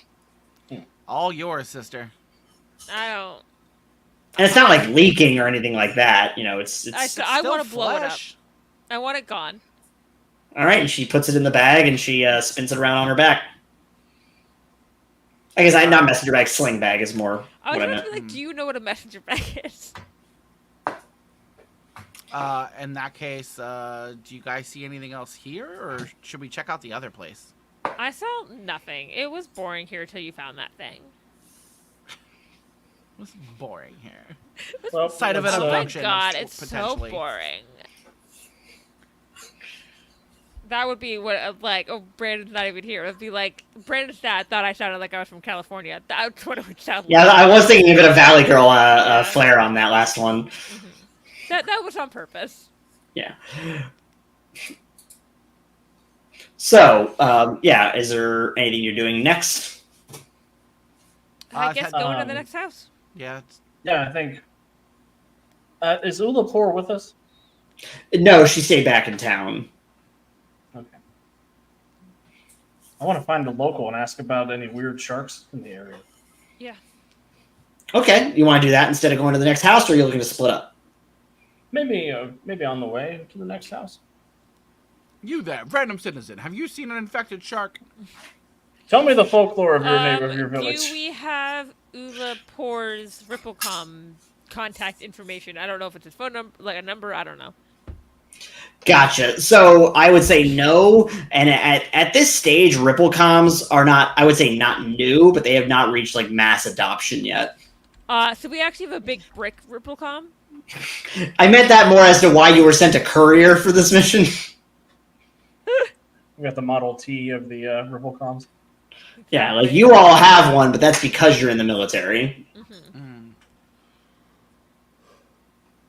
And for the uninitiated, the Ripplecom is basically like a small pool of well, it's not water, not you have to especially imbue the water because it has a set of runes that basically forms a little water hologram.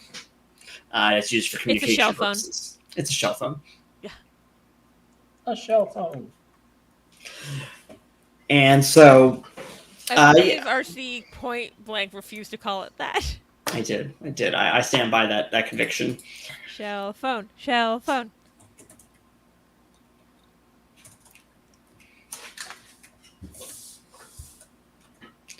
And when you're walking back into town, as you're kind of making your way through on the way to the next trail that leads to Yarchan's house, you do see another, younger Atlantean woman, again, probably somewhere in between the ages of, probably closer to Uladion's age of 91.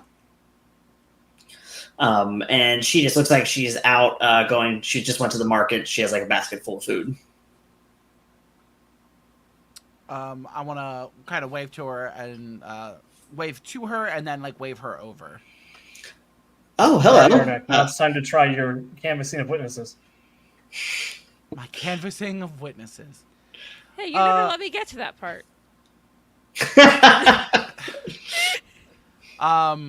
We all have our strengths. You end up canvassing the area with the witnesses. No, he means talking to them. And so you're waving this woman down? Yes, and I want to say, hey there, I'm not sure if, I'm sure you know by this point about like what's going on around here. Oh, yes. Yes, I believe that the alderman told me that you all are here to investigate. Have you found anything? Yeah, they called us in. We found some kind of clue, but we were looking to see if you had any kind of ideas or know what's up going around here. I mean, I kind of told her everything I knew earlier, but if there's any additional details I can provide, I'm happy to help. It's so scary that people are going missing. I was scared to walk here from the market this morning, or walk here to the market this morning. Can I roll an insight to see if she's telling the truth? Sure.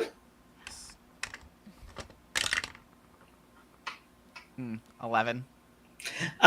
You gather that she wasn't lying about being nervous about coming to the market, but you think that she didn't just go to the market. Ooh. Okay, then I follow up with let me see. Yeah, she hesitated when she said the market specifically. Can I guess I would want to roll it with a perception check so I can like see like when I ask if she's telling the truth. To say like, you had a nice morning at the market. Did you do anything else while you were out? And then not much better. A 13. 13. I just I got to see a good friend, and it's been a pretty good morning. That she helped he helped calm me down. What friend? Well, he lives on one of the edges of town here. Let's say, Yarven. I don't know if you've spoken to him yet. No, I haven't. But the trend here is that all the people that are going missing are coming, or they're going missing around the edges of town. And if he lives there, then he might be in danger. Where can we find him? That's why I went and spoke with him. Yeah, I was nervous, but he seemed he has a confidence about him. But yeah, he's and she kind of points like, so if you were following that line in terms of the trails, There's like the 4 trails that were hit, another trail, and then finally the one that would go to Yarven's. Ooh, so he's next in line if he is. No, he would be like if you'd have to skip one and then he'd be next. Because there's 4 that have already been taken, another trail, and then his trail. Ah, okay. Yeah, all of these folks have to go through, like, basically have to go down trails to get to their houses. So actually, I feel like we should probably go to the next one in line to like potentially set up and see if we can't catch whatever this is in action. What Dion says, that makes sense to me. Yeah, I think it's a great idea. Good initiative, Yarday. Vamonos, let's go.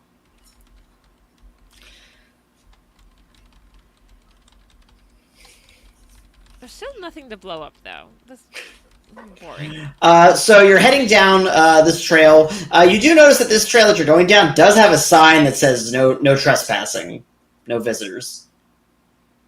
So all of these disappearances are some hillbilly hick that somebody's pissed that somebody got on his land. Well, that's certainly a theory. Are we trespassers if official?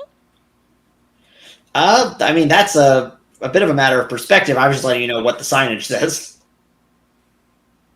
It's like trespassers will be shot, survivors will be shot again. Exactly. That's the general gist you should get from it. If I blow up the sign, do I have to follow it? Instead of the banjo in the distance, you hear. If you blow up the sign, that will make a noise. I can tell you that much. I guess I like won't noise. blow up the sign. What'd you say, Alex? So, but we like the sign. But you're gonna press on and continue. Yes. All right, and when you get down, this one, this person actually has their name like on their mail slot, and it's Yarplex. Ooh. Yarplex. You about to get Yar suplexed. Yeah, everybody be cautious. We don't know what we're about to wander into. And I'm still feeling kind of uppity, so I walk up and I Knock on the door. And you hear, "Who's there?" Hey there, hold on. No, I'm gonna sound official. Members of the we're the Atlantean Guard, right? Like that's our official name. Yeah. Okay. We're members of the Atlantean Guard. We're just here to ask some questions about what's been going on around here. Didn't you see my signs? Didn't you see that we're the Guard? Open your door, sir.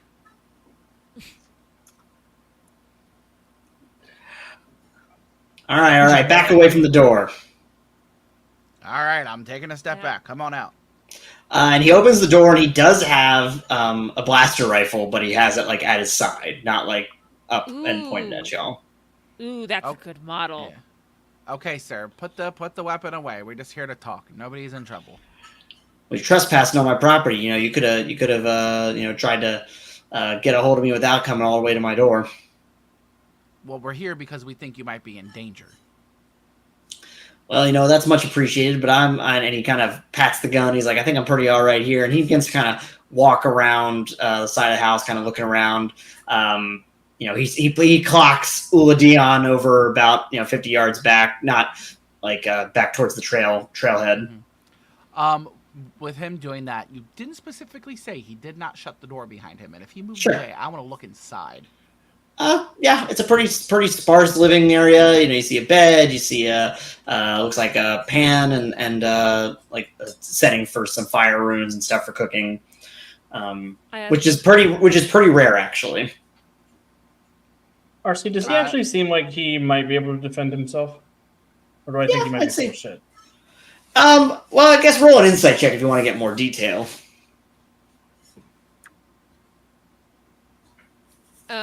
I can roll an insight check. The fucking squire, you got a warrant, fishing license? All I got was an 11.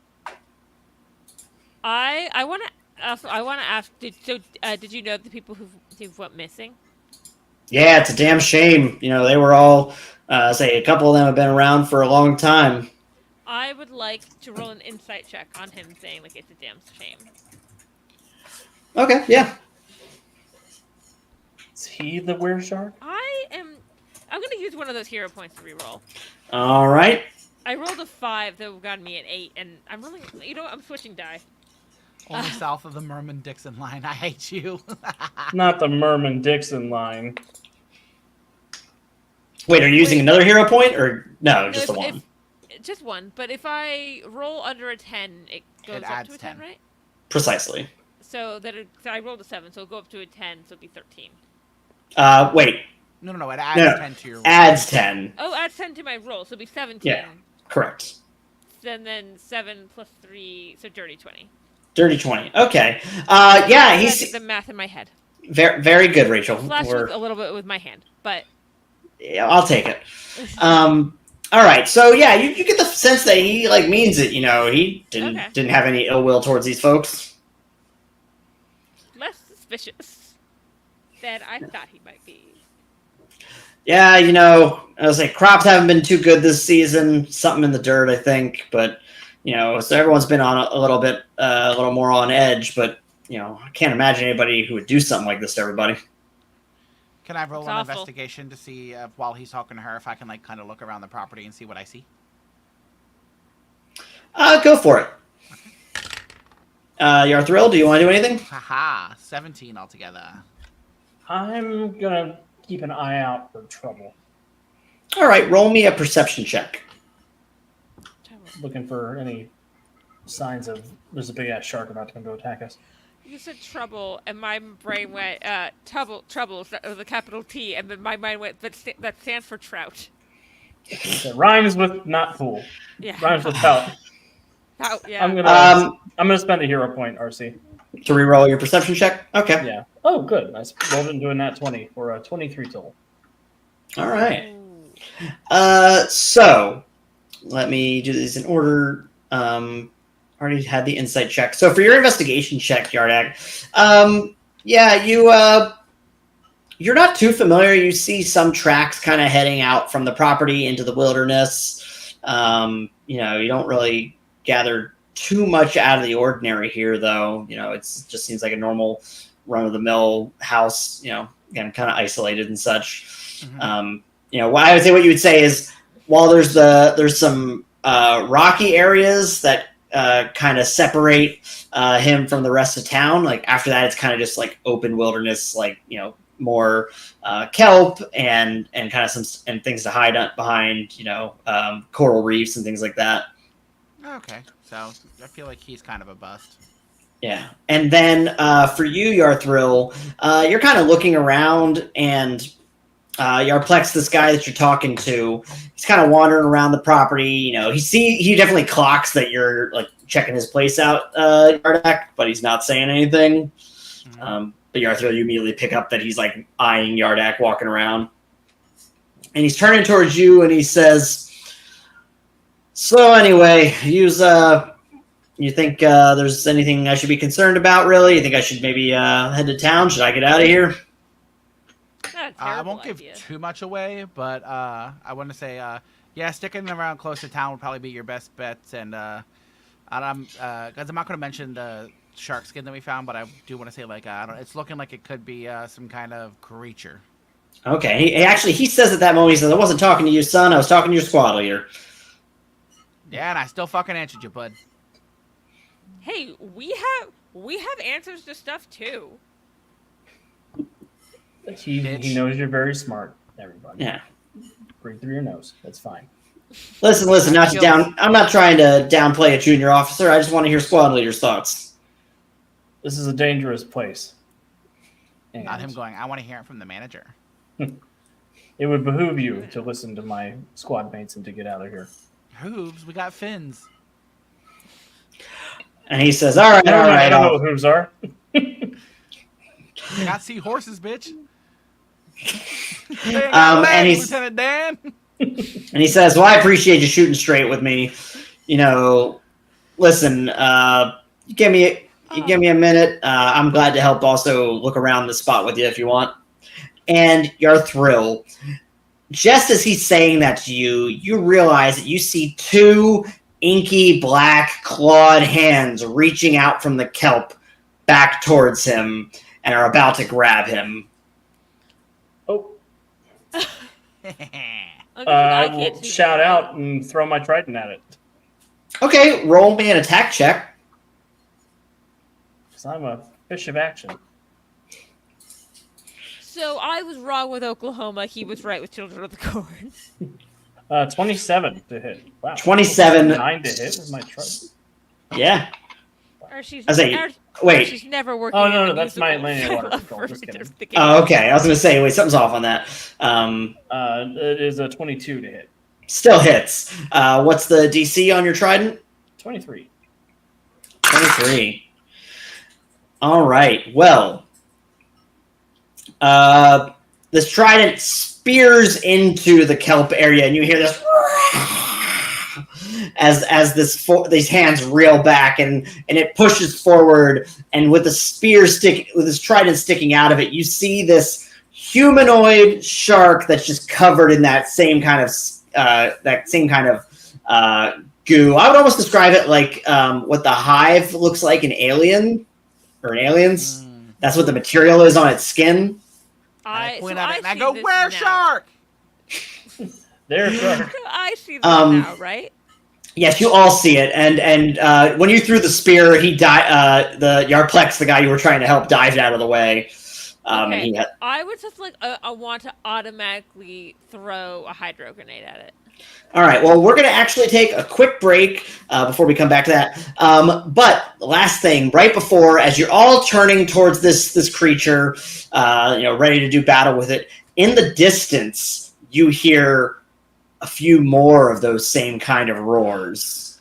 It's a mama shark. She's trying to get the food for her babies. Baby shark. No, she bit the other ones, and then now they're were sharks. It's spreading.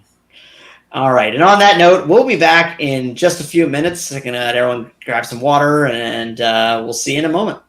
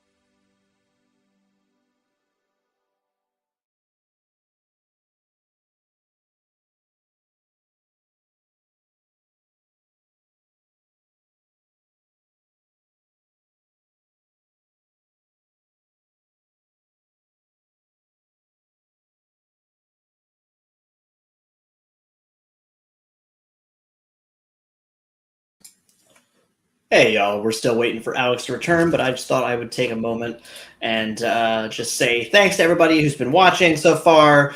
Thanks to Alex and our friends at the Untold Stories Project, who are always super cool about supporting what we do. And also, it's an opportunity to know that you can check out the Untold Stories Project on untoldstoriesproject.com, twitch.tv/untoldstoriesproject. You can find Rachel at Dramadork884 just about anywhere on the internet.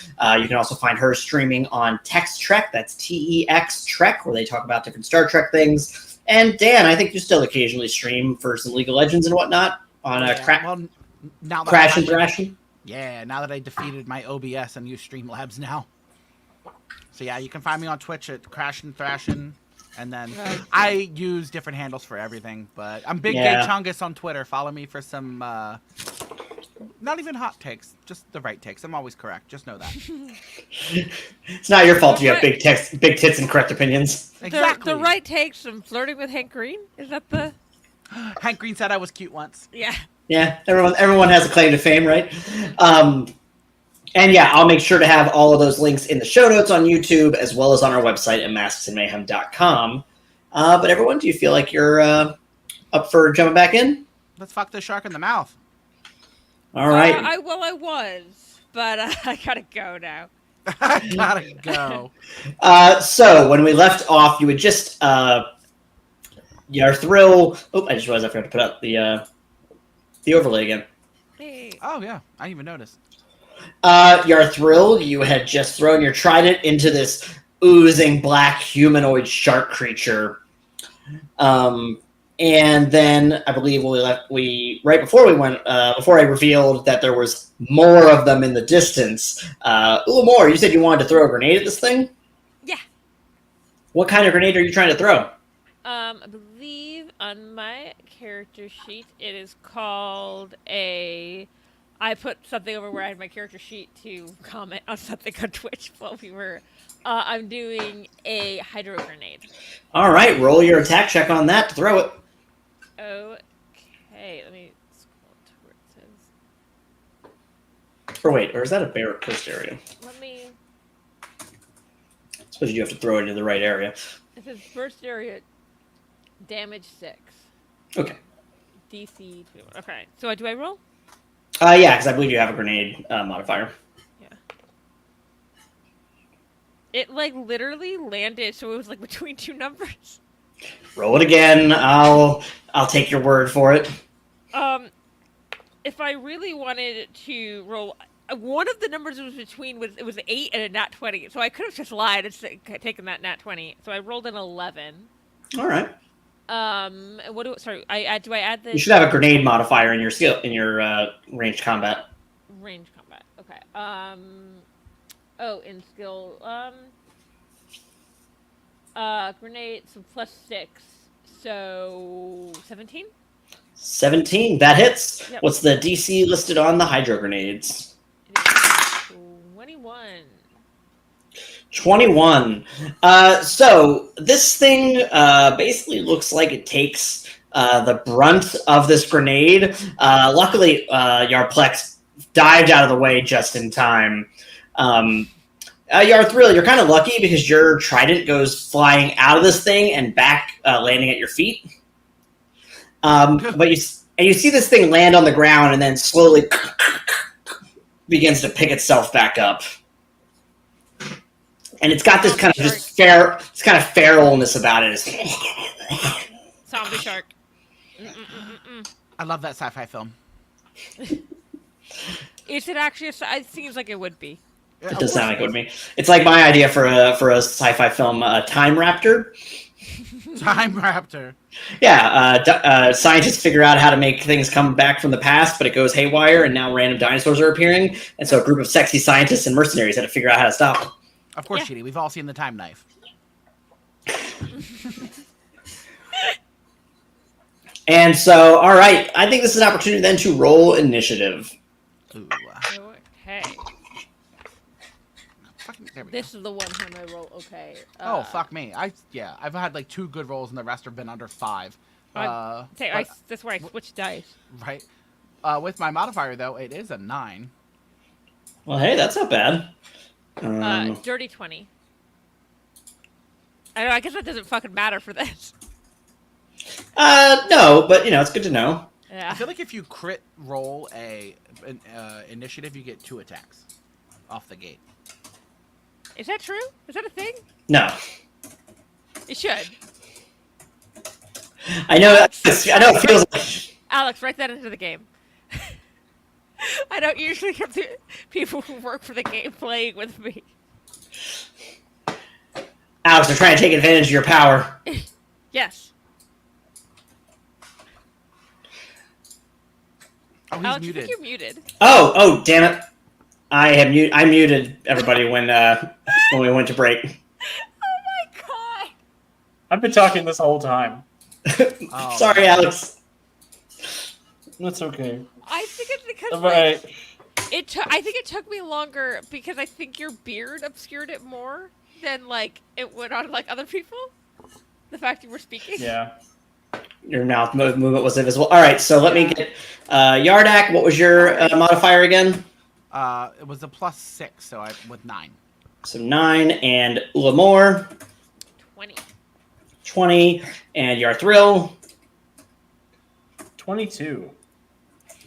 Okay. All right, and then okay.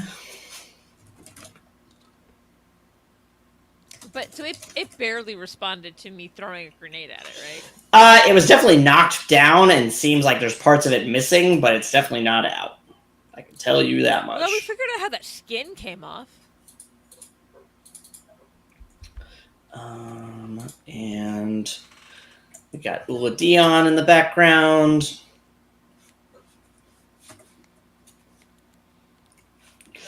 And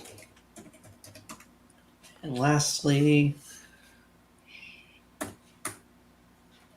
all right, and let me just get this initiative order going. All right, top of the round, we've got Yarthrill. All right. How many of these things are there?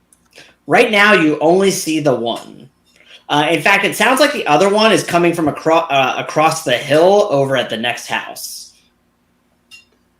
All right, I'm going to tell Ula Dion to be on lookout for more of the things coming and report their movements, and then I'm going to swim over there and give this thing a piece of my mind. All right, what are you doing? I'm going to throw the farmer guy away. Like you're just moving him? You're not attacking? No, I'm going to attack. I'm swimming up, stabbing my trident into the thing that's trying to grab him, and then sort of kicking him out of the way. All right, roll that attack check. That'll be another 22 to hit. Wow, 18. Damn. All right, yeah, you hit. 23. This time you stab through and you pierce it right through the heart, and it's struggling. It's kind of like making its way towards you across the trident, like it's making its way down your spear. But then eventually it just starts to give out and it goes limp, and you're kind of holding it up now. Yeah. Now that I have a closer look at this thing, have I seen anything like this before? No, I would say the closer you look at it, so its arms and legs look more like Atlantean in structure, but then the chest and the head look like very shark-like, and it looks like that kind of black ooze is kind of bubbling and how do I put it? It's kind of bubbling at the seam between the two and slowly kind of making its way downward. Actually, Shark Frankenstein. Or Shark Frankenstein's monster. Once this could end very poorly, but I think it potentially could be an infection. I want to try to heal it. Okay, yeah, try to heal it. Okay. Hell yeah! 23 overall. 23. You do see that the infection pulls back just a little bit, but even with that 23, it just does not seem to make much of a dent. Like you're at best you're holding it back from spreading. You're not really counteracting or reversing it. Okay. Well, R.I.P. little buddy. All right. So this thing falls down, and Yarplex goes, "Gee!" No, he wouldn't say Jesus Christ because they wouldn't know. They wouldn't know about him. That is. Yeah. Oh my goodness, God! You're right. I'm getting the hell out of here. Oh my, Ulin. Yeah, it's too many. So yeah, I guess it would just be its own phrase. At Yarulin. All right. Well, yeah. Oh Jesus. Oh God. Get me out of here. I have to deal with this first. Yeah, by Poseidon's beard. Ooh, Poseidon's beard's a good one. All right. Well, I'm gonna go. I'm gonna go back to town and warn him. And then you still hear the If anyone had more weapons, bring them. And you hear that kind of screeching, and it's just over the mountain, over at the next person's house. Let's race there to try to save them. Yeah. All right, everyone, roll me a swimming check. Okay. You want an athletics check? Swimming. I guess. Oh. Yeah, all right. Because swimming ranks. I thought D20 plus the swimming ranks worked, but if your athletics is better, I don't think it is, but if it is. Mine is, actually. Okay. Mine, I don't think is. Which, I mean, is good because I rolled shitty again, so it's a 14 overall. So which part of the scared sheet is athletics in? Athletics would be a skill. It would be the second skill. Skill. Okay. No, my swimming is higher. 12 overall. 12, and what was yours, Dan? 14. 12, 14, and what about you, Yarthrill? I got a 15 plus 7 for a 22. Okay, you are front of the pack, and you're a... Fuck the people who work for me. I do. I'm a doer rather than a leader. You heard people in danger, and you said, I need to take care of this. And you swim with all your might over the hill, and as you're crossing over the hill... You're still swimming really fast, beating everybody. You see about a dozen more of these things. Jesus. So do they all live in this field? So again, this whole field that we're talking about is basically just the very, very outskirt edge of this, the wilderness, essentially, of this area. So think about the fields you see in Pokemon. They're just fucking everywhere. Okay. It's fucking everywhere. So you compared it to corn, but is this actually a crop they're growing for a reason, or is it just there? This would just be more just that it's there. They do have like crops that they grow, but this is not one of them. So if I blow it up, it's not like I'm not taking away their food. No, you're not screwing them for the winter. Yeah. Ulamor might not have thought about that, but Rachel sure was. I'll say that, so Yarthrill, you were able to make it like to the other side and like land, like essentially like, get on your feet, whereas the others only made it to the top of the hill. You can see everything, but you can't, you're not physically there yet. Can we like use our ripple comms to talk to like the whole group? Yeah. Okay, I was like, I'm tempted to just throw some of those explosive in that field and try to take a bunch of them out. I mean, by all means, I support this plan. To save them. Yeah. I start just dropping the A4 explosives like around the field. Close to them if I can, but I figured out. So the A4 explosive specifically is, I will say that it's a damage of 2 by comparison, but it's specifically something you set. Like I called it A4, but it's basically C4. Like you set it in place and then detonate it. It's not the same kind of attack. If that's what I just want to make sure what you're intending to do. Would I be able to do that idea with the grenades then? Just dropping them? You'd be able to throw like a grenade. If you want to throw more than one, you would have to use a hero point. Okay, so right now I'm just gonna do I see like a group of them? Yeah, I would say like they're kind of there's about like I said about a dozen of them, and I'd say there's kind of like I'd say they're grouped kind of in threes. Okay, I see a group of 3, and I just drop one of the grenades on them. All right. So I roll the. Yep, roll that throw. Okay, wheel. And it was 6, I think, but I'm double checking. It was 6. So I rolled a 12, so it'll be 22. 22 hits. What's the DC on that? And is this the hydro grenades again? Yes. All right. I also wait. I was trying to see if there's a difference between the sonic grenades are just part of the hydro grenades, right? No. They're a separate grenade. Okay. They are. Let's say hydro grenades are the most expensive in your. Okay. Then I think the sonic grenades do more. Well, sonic grenades are a sound attack. They're an affliction, not a. Okay. Yeah. Then I'm gonna do. Yeah, you have your hydro grenade, which is your traditional grenade. Then you have a smoke grenade and a sonic grenade. So yeah, then DC is 21. All right, DC of 21. There's 3 of them. One of them is able to dodge out of the way, but the other 2, you see them caught in the blast, and they end up on the ground, and they're kind of like. And one of them, the one seems like it's kind of just crawling now instead of walking. Mm-hmm. And from this distance, even from this distance, you can see that kind of infectious spread I was talking about from it.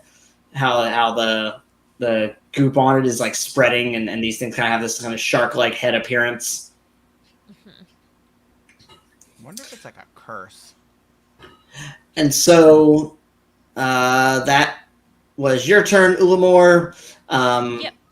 Are you? Yeah, I guess you moved, and then that was your attack. All right, it's Uladion's turn, who's going to.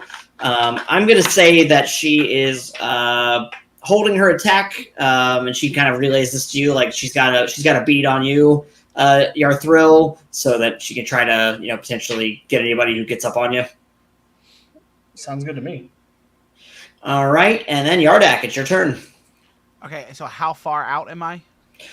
So you're, I'd say if you wanted to be able to attack him this turn, you would have to move and then use a charge action, which would do a -2 on your roll. Okay. If you want to just dump, you could either because I guess you have water control, so you do have a ranged attack, so you could move and then be within range of them for a water control attack. Good. Yeah, I want to run to get closer, and then how many more are there? I'll say Ulamor took out 2, so there's 10. Okay. I want to try to get whichever one is closest to the person. I forget the name of the person that lives at this place. That is Yarven. That's right. Yeah, Yarven. And then I want to lash out with a water whip to the one that's closest to him. Okay, so you're trying to defend him, basically. Yeah. All right, roll an attack check. Yeah, and you can see him. He's kind of like kind of falling over himself, like he had a gun, but he tripped. Okay, so 15, and then what is my modifier? 8. Okay, 23. 23, that hits. What's the DC? 19. 19. You slash at this thing, and you basically slice off one of its arms. Damn, bitch. But it's still up. But now it also has turned its attention on you. Oh, okay. All right. Are you doing anything else with your turn? Yeah, no, I've already moved and attacked. You've moved and attacked? All right. Just making sure you got your hero points. All right. In that case, we are back at the top of the round with Yarthril. Heck yeah. I'm looking for more things to stab.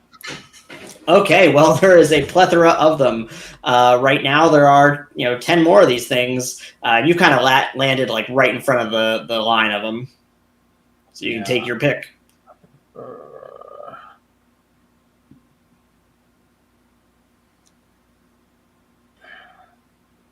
I'm gonna use an extra effort. Okay, what are you trying to do? I'm gonna do a power stunt to make my trident a multi-attack weapon. Okay. So I'm going to add the distracting flaw as I sort of focus all my energy into stabbing and piercing and getting as many attacks in as I can, rather than worrying too much about my own safety. Okay, and how many of them are you going for? How many are there? There's 10. Okay. Ooh. How much of a defender do I think Uladion is? I'm going to spend a hero point to get all-out attack the advantage. Okay. All right. I'm going to use the full 5 points, and I'm going to attack 5 targets. So I'll keep the +4 bonus to hit, but my dodge and parry will go down to half, takes it to 3, -5 takes it to -2. So all right. So basically, yeah. I was like, to break that down, though, basically with that combination, you are keeping your modifier for your attack the same, but lowering your defenses in order to up your attack. Yes, and I'm attacking 5 of them total. All right. Yeah. Roll those attack checks. Oh, that wasn't awesome. I've got a 15, a 19, a 17, an 11, and a 12. All right. The 11 and the 12 miss, so that's 3 hits. What's the DC then on that? 23. 23. Stab. And you take out 2 of those 3 with those, because you kind of figured that out. That stab to the heart seemed to be really effective. And that's the only reason you weren't able to get the other ones, is you were trying to focus on getting that targeted heart move. You get a couple other ones with like stabs, but you weren't as accurate, so you just kind of like stabbed him in the shoulder and whatnot. But you took out 2 of these 10 guys, leaving you with 8 remaining. Yeah, and I'm going to hope that Dion can shoot a lot of them before they murder me. That's fair. In fact, actually, to blow them up before they. Yeah, I'll say Dion is actually going to take a shot because the sharks were going to go next.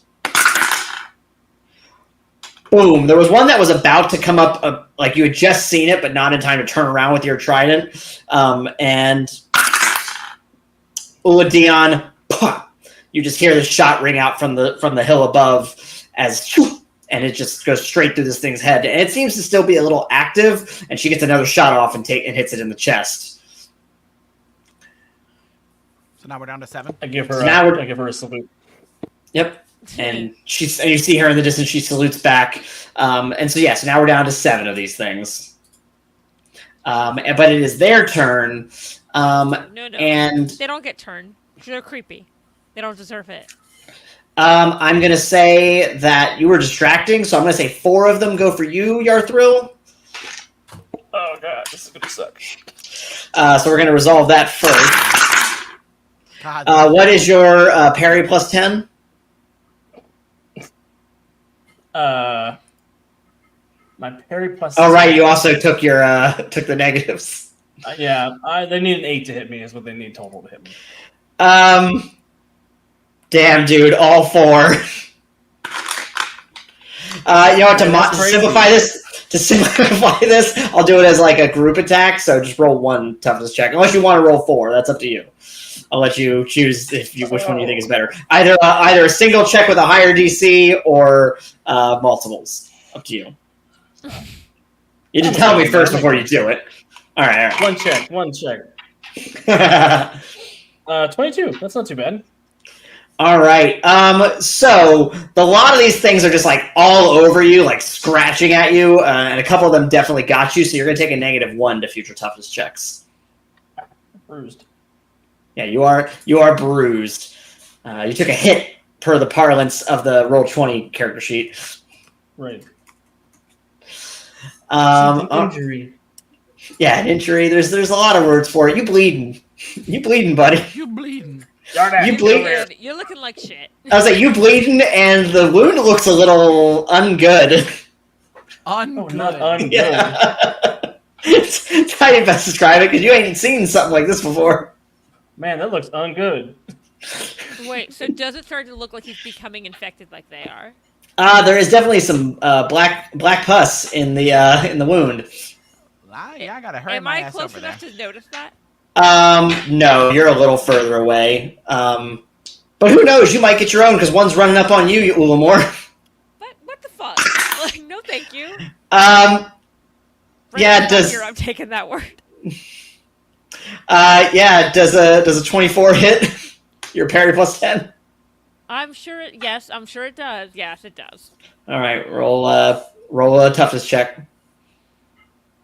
Mine toughness is 6-4. That would be if you're caught unawares. You are not unaware. You are mid-combat. Yeah. I'm gonna use a hero point to reroll. Hey, not a bad time to do it. I got a nat 1 on that, so I'm gonna use a hero Ooh. point to reroll. Hey, that would suck. Oh my god, what the fuck? This dice is also in jail, but at least that... All right, so what did you roll? I rolled a nat 1 again. Well, the good news is that became an 11 now with your hero point. And then with the 6 would be 17. Dice 17. You also took a slash. This one caught you like on the arm, and you do immediately kind of see. You see that same kind of black pus I was just talking about now. Ew! What is that? And so Yardak, 2 of them roll up on you. Shade. Hey, you're not allowed to kill this guy. Yeah, that's right. Come at me, bitch. For timeline reasons, you're protected. Good job. Canonically, you can't fuck with me, bitch. Canonically, you can't die. I could make the next 20 years very bad for you. This is why he wanted to leave. Fucking Atlantis. Callum's right. Commit to the bit. Blow up your arm.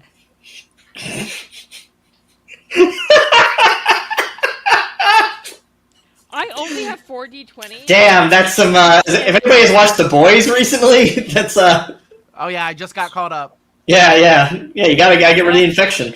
That being said, Dan, does an 18 hit your parry plus 10?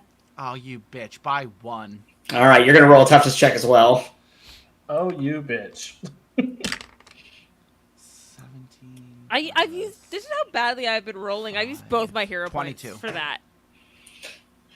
Yeah, 22. You said. All right, congratulations. This thing scratched you along some of your armor and doesn't pierce the skin. Sorry, I just want to make sure. I still have 1 hero point left, right? Because I earned 2. Yeah, what I've got is I've got you down for 1 and the others down for 2 each. Ooh, can I use Am I the hero correct point to make a reaction? I mean, I guess to basically like power stunt in action. What's your thought process? Tell me what you're thinking. Stab it in the eye. Stab it in the eye. Go for it. Yeah. That's a 13 plus. What the fuck is my knife? 9.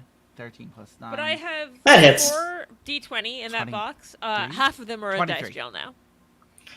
13 plus 9, Dan? Yeah. No, That's 22. 22. What's the DC on your knife? Did we ever add that to your character sheet? Oh, it is on the character sheet. Good. Mm-hmm. 18. So I'm going to say you stabbed it in the eye, immediately ripped back the knife, and stabbed it in the chest. Damn, okay.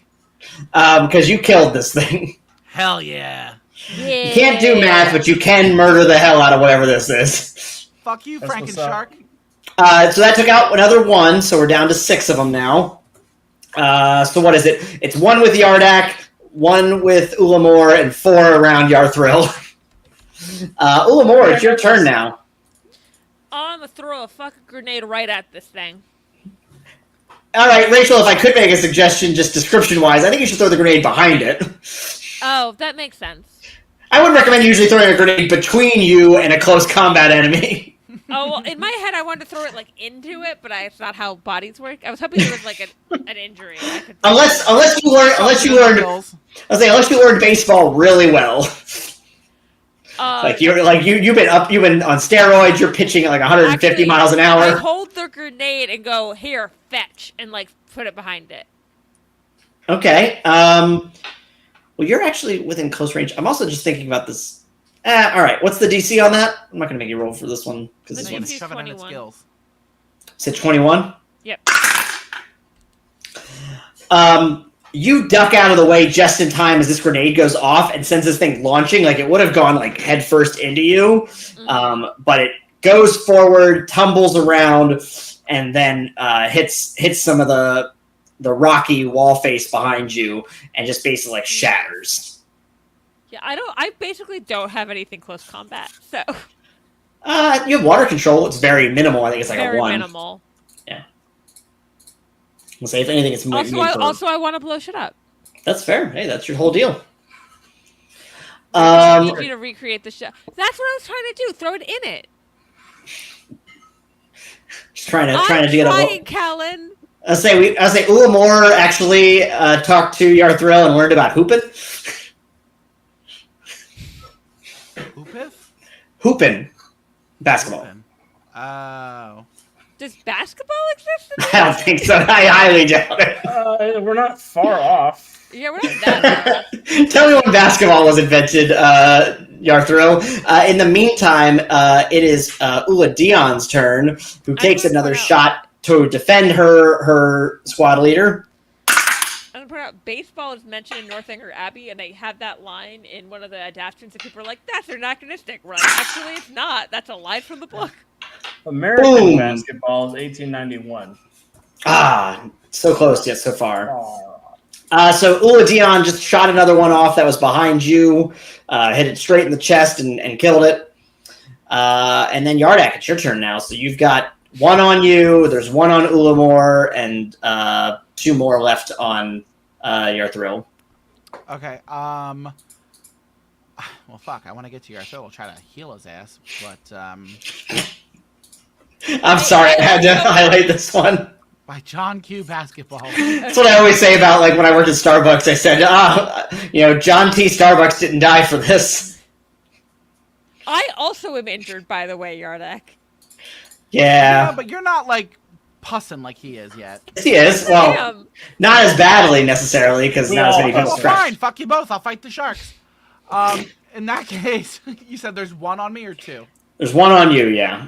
Okay, because you killed the other one with your reaction. Yeah.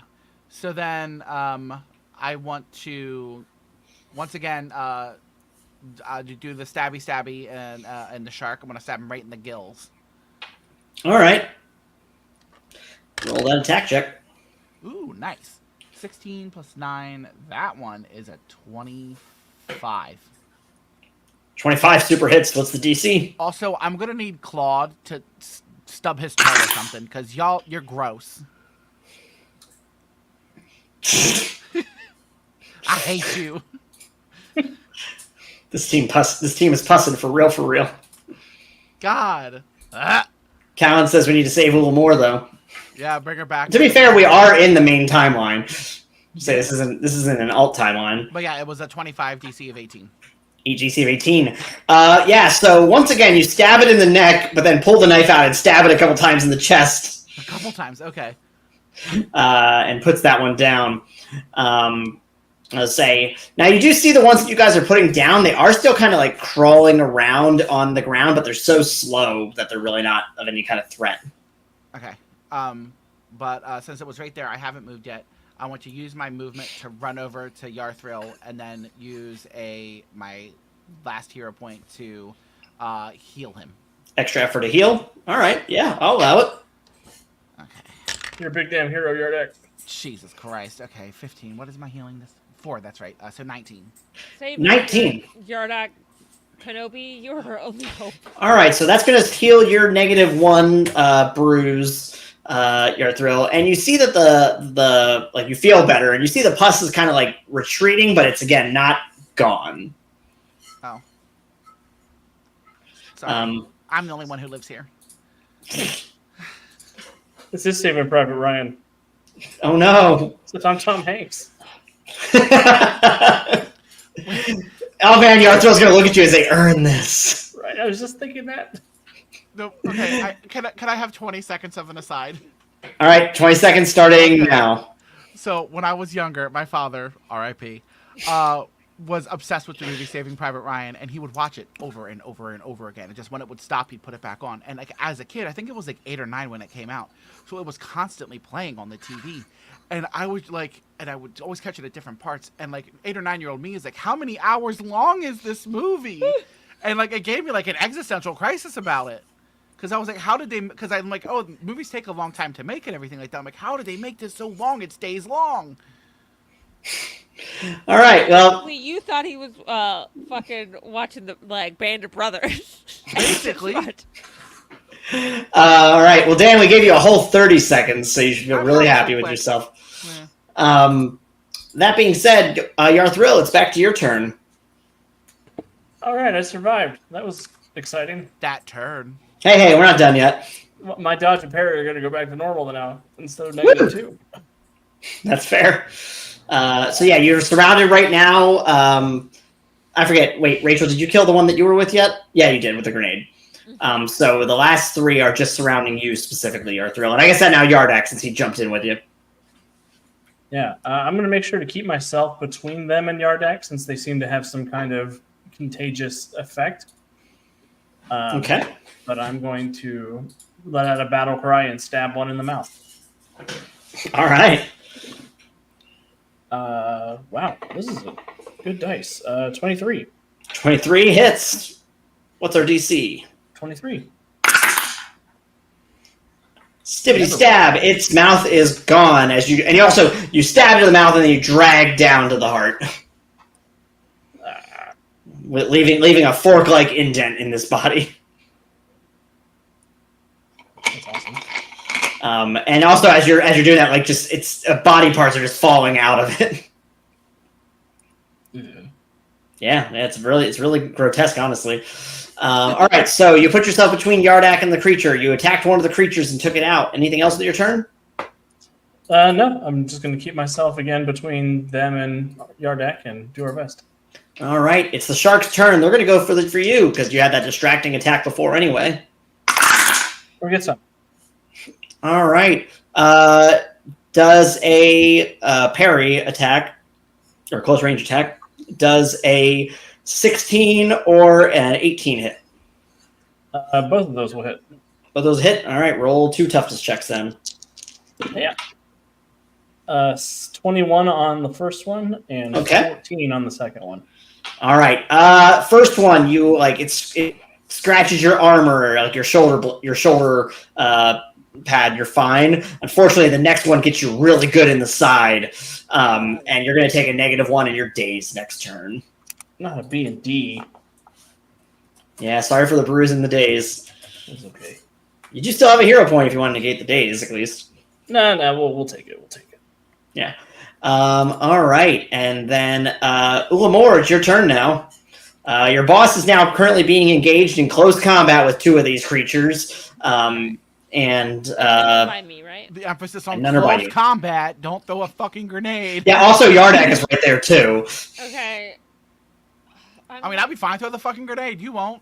Yeah, if he dies, he dies. Pussy. I'm like, ugh, they're in the way. I can't blow them up. I'm protected by plot armor. How close are they to me? Can I move there? Yeah, you can definitely move within range of them. If you want to, I don't know if you want to try and stick some A4 to them, possibly. Stick A4 to okay, so I'm gonna not to your allies, to be clear. Yeah, swim up, and I'm just gonna how many are there? There's 2. Okay. So if you want to use a hero point to hit both of them, I'll let it happen. I want to say, keep in mind that A4 does not have a very strong hit by comparison to your normal grenades, but it's more targeted. So more targeted, yeah.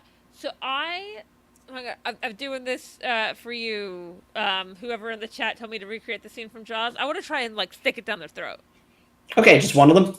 I guess I could try and stick it down both of their throats. That seems hard. And allow this to play out. Oh, sorry. Let me pull the comment back up. The Deuce says you can help your boss, or you can let this be a commentary on corporate greed and hierarchy and allow this to play out. He hasn't kicked me out yet, so he's allowed to stay. This is funny that we were talking about this concept yesterday during our session 0. Was that he's the Don Yardak is actually a Don Draper situation. I think I said that. I love this situation too now with what we've played because it implies that the royal family didn't really remember what Yardak looked like. All it took was a haircut and something. Oh yeah, this is him, right? War changes a man. Yeah, that's him. It's actually he gets. I blew him up, and then he was a little scarred, and then that's what he looked like after plastic surgery. Obviously. Yeah. So are you gonna run up and stick him with some A4? Come out looking like Matt Gates. Oh, yeah, like that. don't do that to me. I'm going to go and stick. Maybe just one of them. Okay. And for flavor text, can I say that one of them is about to grab either Yardak or Yarthril, and I could go and tackle him and stick it down his throat? Yeah, go for it. So I tackle, stick it down his throat, and then get away from him. Do you have acrobatics or athletics? Let me look. I think you might have one in acrobatics, I'm thinking. I have nothing in acrobatics, and I have 3 in athletics. Oh, I guess I was thinking the 1, but anyway. Roll me an athletics check. This is going to be for you jumping onto this thing, placing it, and jumping out of the way before it goes off. 16 overall. Okay. Although the A4, I have a detonator, right? So it wouldn't go. Oh, okay. I got the implication that you were going to detonate it right away. Oh, I'm going to try and detonate it, but I don't know that I would have to get away fast enough because I'm controlling when it goes off. Okay. I guess what I meant is that you're not immediately hitting the trigger. Then you're waiting. Okay. Yeah. Okay. Okay. Well, with that, can I do that in the same turn, but just wait a second? Yeah. I was say with that athletics check, I'm comfortable with you doing that. Okay. I say, what's the DC on the A4? Does it say? On I have to roll back up. It's damage to. So it'd be a DC 17. DC 17. Okay. Yeah. Boom. This thing goes off, and it basically like kind of wishbones this thing down the center. And I go, awesome. And then it's like, and falls over. Awesome. No, what? He wasn't actually like. They weren't one of the missing people, right? I don't know. Oh, nothing about that. That's yet to be found out. All right, and then Ula Dion lines up a shot on the last one, and you hear her over the comms, Yardak and Yarthrill. Get clear. Oh. Roll a dodge check. Oh. Okay, 11. What's my dodge? 18. 19. All right, yeah, you guys super dive out of the way just in time. She basically, you two dive in opposite directions, and she kind of just shoots down the center in between the two of you. Hey. And for a direct hit on this thing, and it explodes. Takes the chest right out. I'm not the only one who murdered them in case they were the actual people missing. Listen, if it was the actual people that were missing... They were basically dead? I don't know if whatever they are, they were a threat. You could at least make that argument. Yeah. That being said, that is the last one taken out, and you see Yarven, the guy who owns this property. He's on the ground. He's going, "What the fuck was that?" That is a great question, sir. I mean, yeah. I mean, that's all the information we have as well, sir. Have you seen these things before? No, God. I gotta get out of here. I gotta find Ula Tavan. Who's that? You never got her name. That was the girl. That was the woman that you spoke with earlier that pointed you this way. Oh, okay. Oh. I guess yeah. This team has an aversion to asking people's names because they almost always die. No, Rachel. Valid point. Rachel has that aversion because every time Ruby asks someone's name, they die or end up in a coma. Sometimes it works out. One of them was Rickard. But there's a character that she asked her name and immediately was stabbed and then fell in front of her. Yeah. Yikes. Some people get stabbed. Oh, yep, I just heard it too. Yeah. All right, one second. I'm gonna let him out again, or let him in again.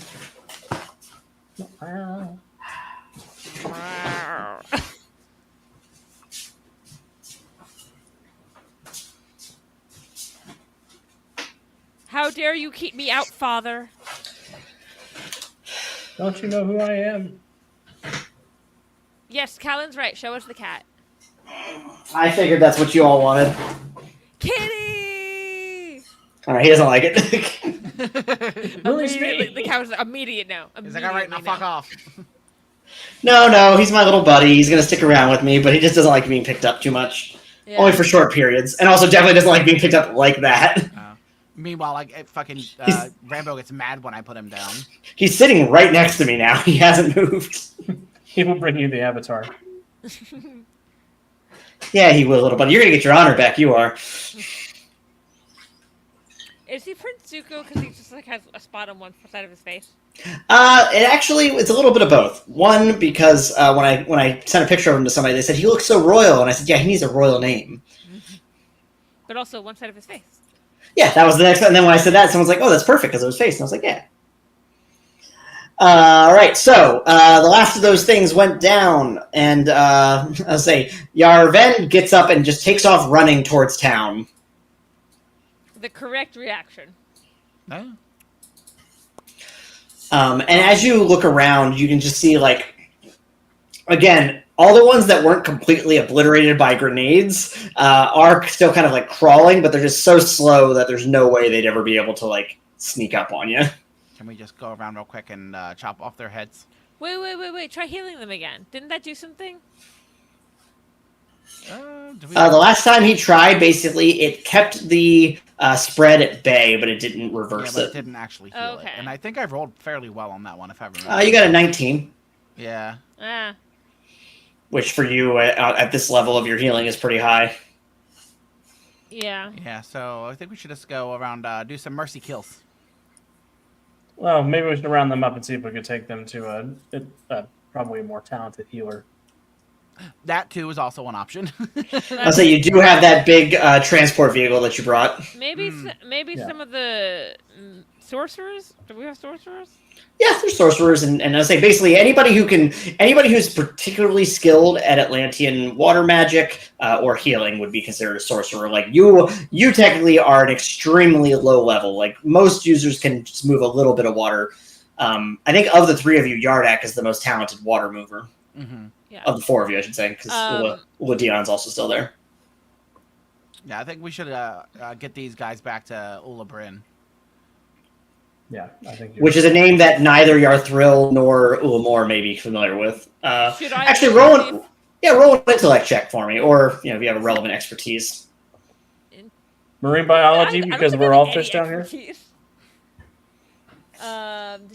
No, I just realized what you're asking. Sorry, what did Alex ask?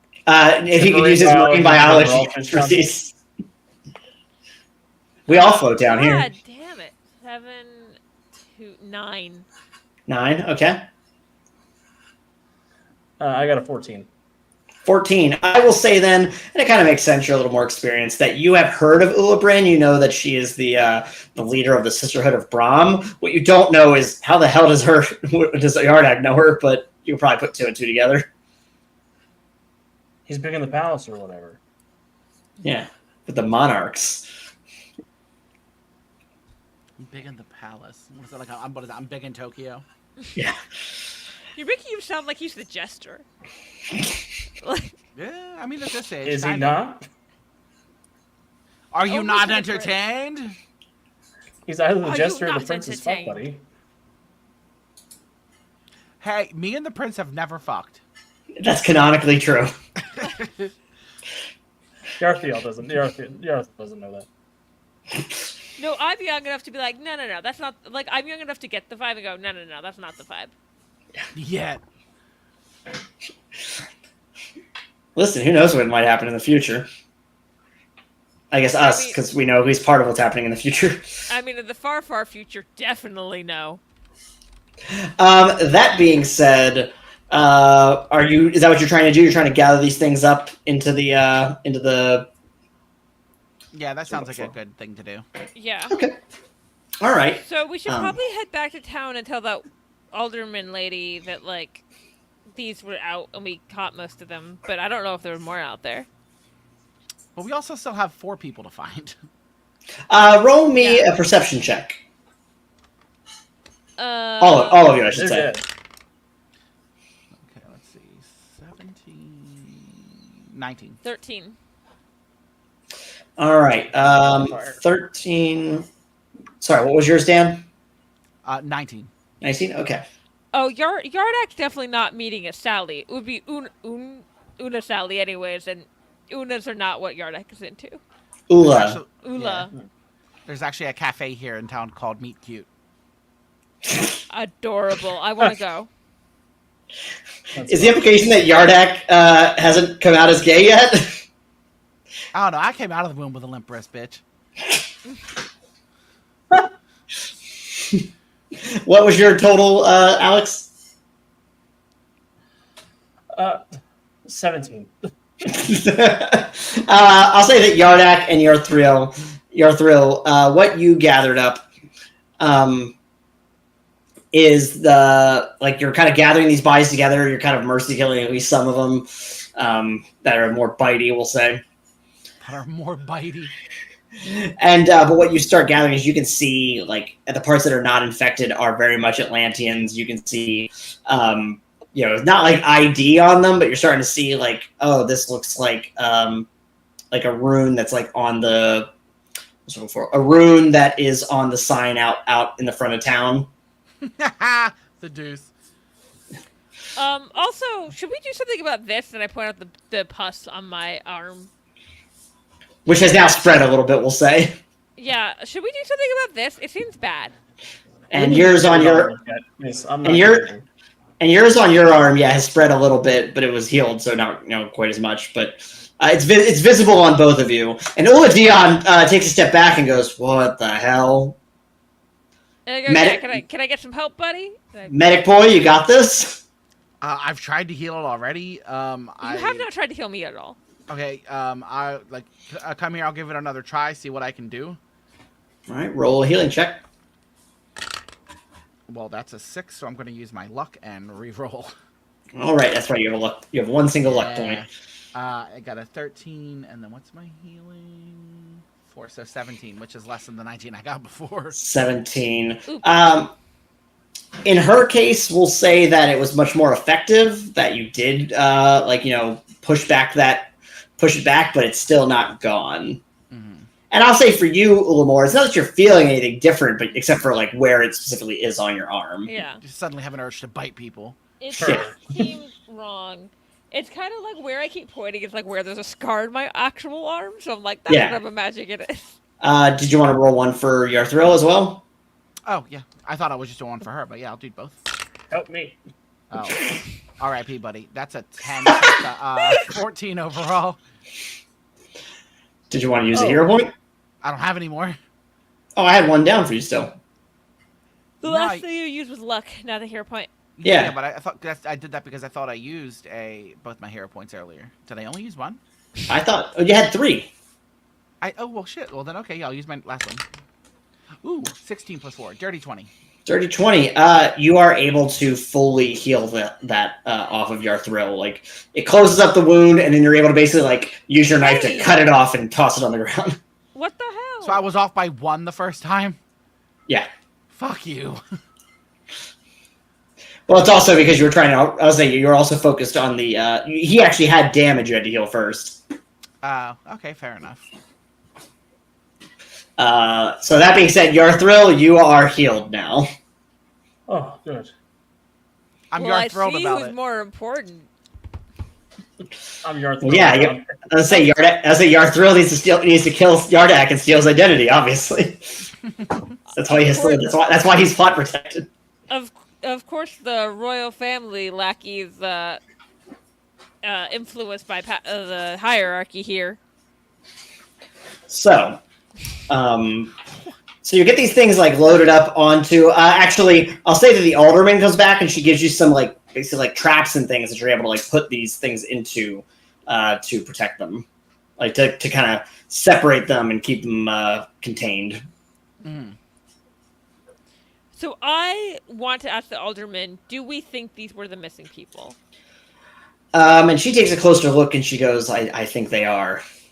At least some of them. I don't know. I mean, there's a dozen of them, or actually, 13 if we include that first one that you got.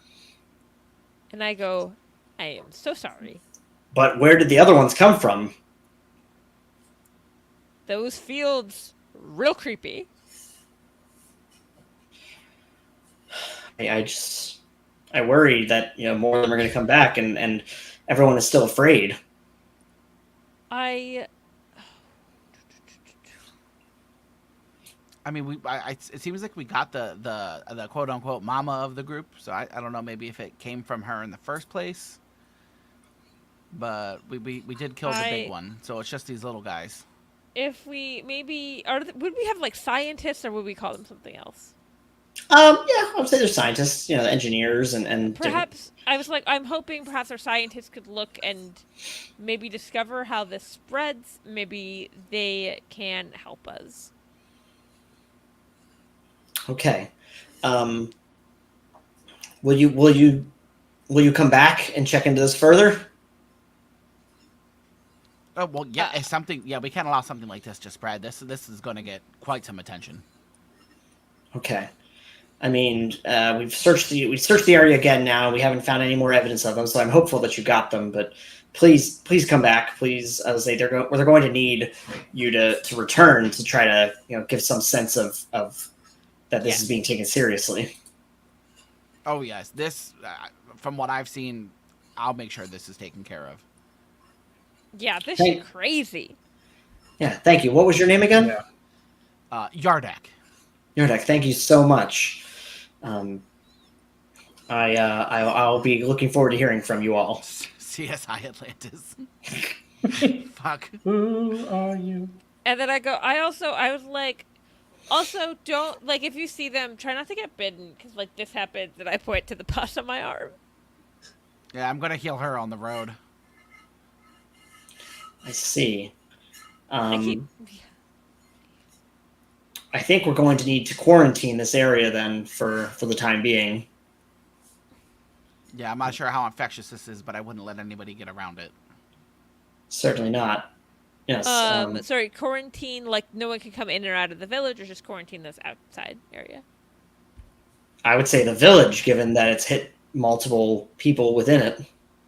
Mm-hmm. It's hard to say how it spreads, if it only spreads through the bites, or how even the initial ones got it, or again, where these other ones came from. Very true. I have found blowing them up effective, though, as I point at the ones that are kind of in pieces. Oh, I heard a bit of that. It's so fun, right? The sounds are great. Although it's starting to get harder to hear the sounds. She's clearly losing her hearing.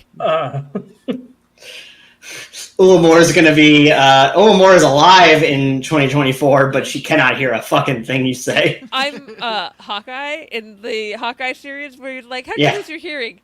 Couldn't say. Just like all the explosions. Just everything. I do love that the explosion. Look, what happened? What the fuck do you mean what happened? His life happened. It's the canonical tinnitus for me. Yeah. We love a canonical tinnitus. All right. Well, you load back up in this transport, Yardak. Are you riding shotgun again with Ula Dion? Yep, I'm feeling real accomplished. All right, and you're able to go. They have you go to a specialized facility. It looks like they kind of built it just once you sent in requests for help with cleanup.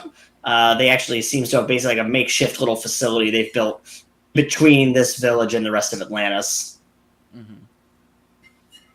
And they gather up a bunch. They have a bunch of scientists together, and they gather up all of these creatures, and they put them in this like makeshift building.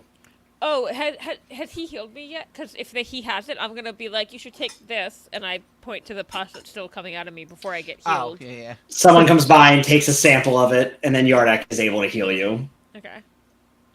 Well, I figured living sample of the pus would be helpful. And you're all actually taken and individually debriefed to kind of see, basically making sure that they have basically you aren't given time to confer with each other because they don't want to think that you're getting your story straight kind of situation. Yeah, because we can fuck up were sharks. Yeah, that was us. We made that up. And I'm like, yeah, I blew it up. What do you want from me? That's me in the interrogation. All right, and as Yarthril, you're the last one who's let out, and it's a general who you're speaking with, and they say, "Hey, you did good work out there with the limited resources you had." I had an excellent team. Yeah. Well, spoken like a boss who's actually decent. Well, we're gonna have to. I think we're gonna assign you to this little outpost for the time being until this is 100% resolved. But you cannot talk about this with anyone. Make sure your squad knows the same. Naturally. Meanwhile, I've already sent my tweets. Oh, you gotta tell Ulamor fast. Like, she knows everyone here because she's been in every single one of these squadrons. It's getting moved and round and round and round like the problem child she is. Yeah. And so now you've all been let out of your interrogation and you're all back together with Uladion. And she looks at the lot of you and says, "What a hell of a day." I mean, some of it was fun. The blowing things up was fun. It was. Yeah, I can admit that. It was. You're starting to see things my way. You're next, Dion. All right, and so with this makeshift facility, they've also set up some new barracks. That's where you're going to be staying. And let me see. Ulamor, roll me a perception check. Oh God, why me? I've been rolling so shitty tonight. I still have 1 hero point, right? Yeah. Okay, we're gonna re-roll that because that was Okay. 20. And I think we're getting near the end. Oh, what the fuck? Nobody's It's a all 3 doing it again. Well, good news. That's a 13 now. 13. It was a 13, and so plus 3 for perception, so 16. 16. But that's the second time I had a really low roll with different die, That was the same number. and then it was the same number that came back. So Yardak and Yarthril, you're back at the barracks, kind of settling down for the night. And Ulamor, you just went and took a nice hot shower. Mm-hmm. And as you're coming out, you see Uladion, and she's walking with someone you don't recognize, and it looks like they're speaking in hushed tones. I follow. All right, and as you're following along, you hear Uladion say, "This isn't what I signed up for. This isn't." I was told that they were a bit of a rambunctious squad and that I should keep an eye on them, but I wasn't, told that you were going to be sending me into shit like this and having to handhold them at the same time. Ulamor's just like, I knew it. Yeah, what are we, some kind of suicide squad? No. That's a different stream. Yeah. Oh, that's redacted. And this person's basically trying to keep Uladion calm, and she goes, "Forget about it. I'm going to bed." And roll a stealth check, Ulamor. Oh my God, I'm out. Okay, so that was an 8 plus 2, 10. 10. So you kind of try to hide behind something, like behind a wall. But you see Ulamor turns her head to the side, locks eyes with you. Uladion, as she's walking by, turns to the side, locks eyes with you, and then turns her head and keeps walking as though she didn't see you. I try and follow the other woman. The other woman... Was it a woman? Sorry. I didn't specify, but it's fine. Okay. Was it a woman? Yeah, we're going to say it is. Oh, okay. Yeah, I didn't specify, so it's whatever. Cool. And you follow this other woman for a while, and she eventually reaches a gate where they are stopping people from being able to come and go. But she opens up her jacket and flashes a credential and is able to leave. Can I see if I can see that credential at all? Or is it too far? You're kind of far away. Okay. But you notice that the salute they kind of give a deferential kind of bow as they go to leave, which indicates that this person is connected with the royal family. Now Rachel's wondering if I know who this is. You would not. This is not a character that you would recognize. This looks like some kind of like a lowly advisor of some kind. So but I kind of take stock of what she looks like, and I guess I'll ask Yardak about it. All right, yeah, you get back to the barracks. Yeah. And I go, fuck it. I pull Yarthril and Yardak, and I was like, you will not believe what I overheard. And I tell them about all of that, and I tell them what the lady looked like, and I go, she seemed royal. Does she sound familiar to you? Do I know who it is? From her description, you can tell, like, you're able to say more specifically what her role is, and she's definitely some kind of, like, court advisor. Mm-hmm. Like, probably kind of like a more royal version of a courier. Okay. Yeah, I don't think I, like, know her. I think she's just, like, one of the advisors to the court. Okay. But also, are we that bad? Why are they sending people to watch us? I don't know, Mrs. Exploderator. Well, if they would just move me again. Uh-huh. I think Yarthril, though, you might know something different about that.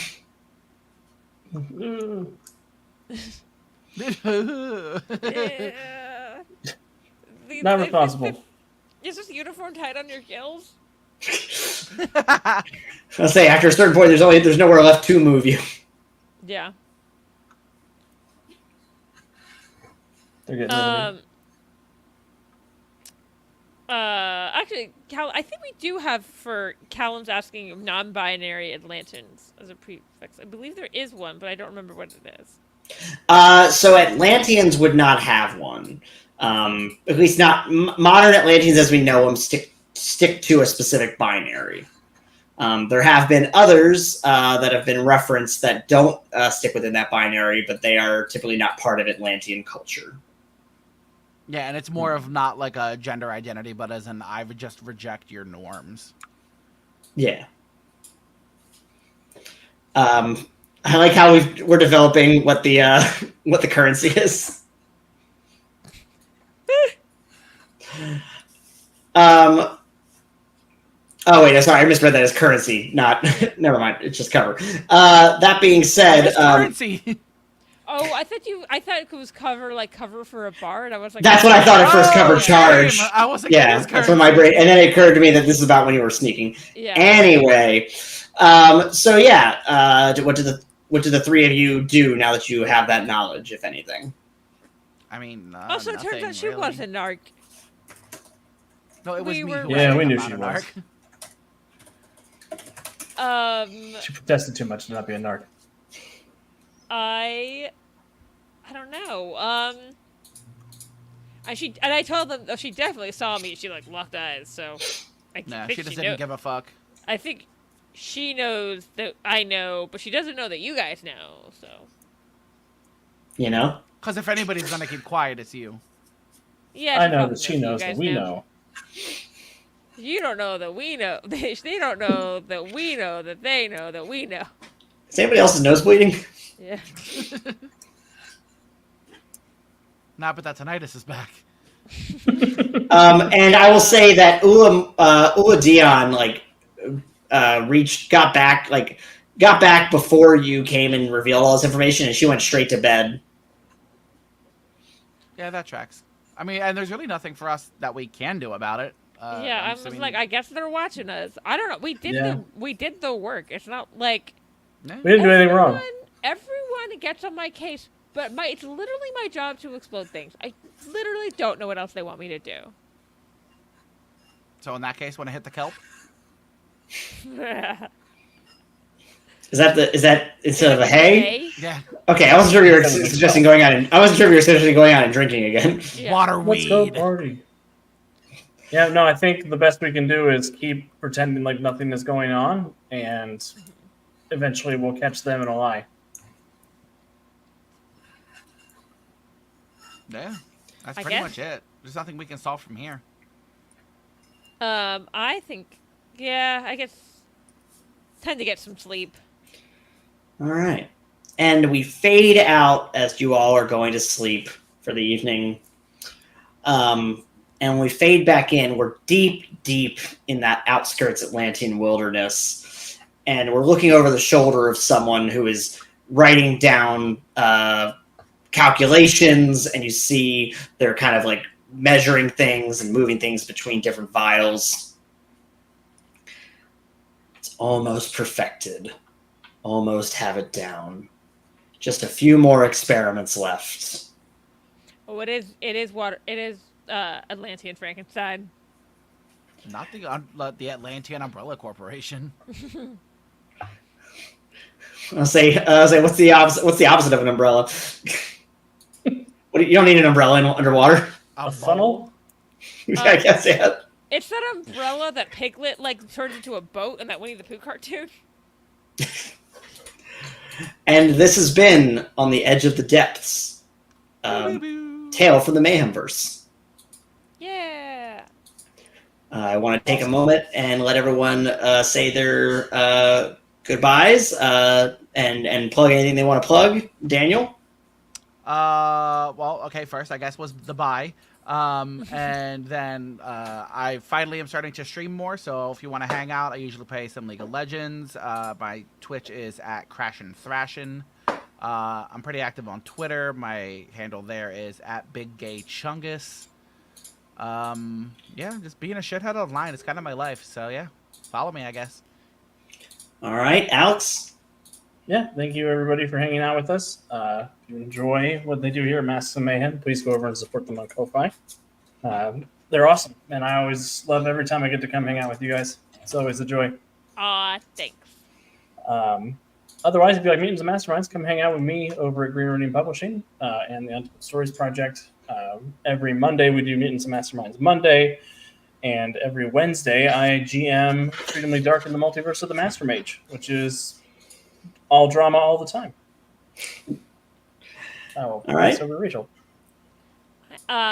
Rachel, I'm Dramadork884, basically everywhere on the internet, active on Twitter and TikTok the most. I also am often on the YouTube channel Text Trek, streaming with my friends there, and we'll definitely be on this Sunday talking about whatever is announced for Star Trek at Comic-Con. Oh yeah, the fucking city is a mess right now. Oh yeah, you're there. Yeah. Oh, dear. All right, and I will just take a moment lastly to say once again that Masks and Mayhem uses the game Mutants and Masterminds 3rd edition by our friends at Green Ronin Publishing. If you go to greenroninstore.com and use the promo code Mayhemcast, you will get 5% off your order, and you'll help give us some support. You can also help support us by making a one-time donation or a monthly membership through our Ko-fi. That is ko-fi.com/mayhemcast.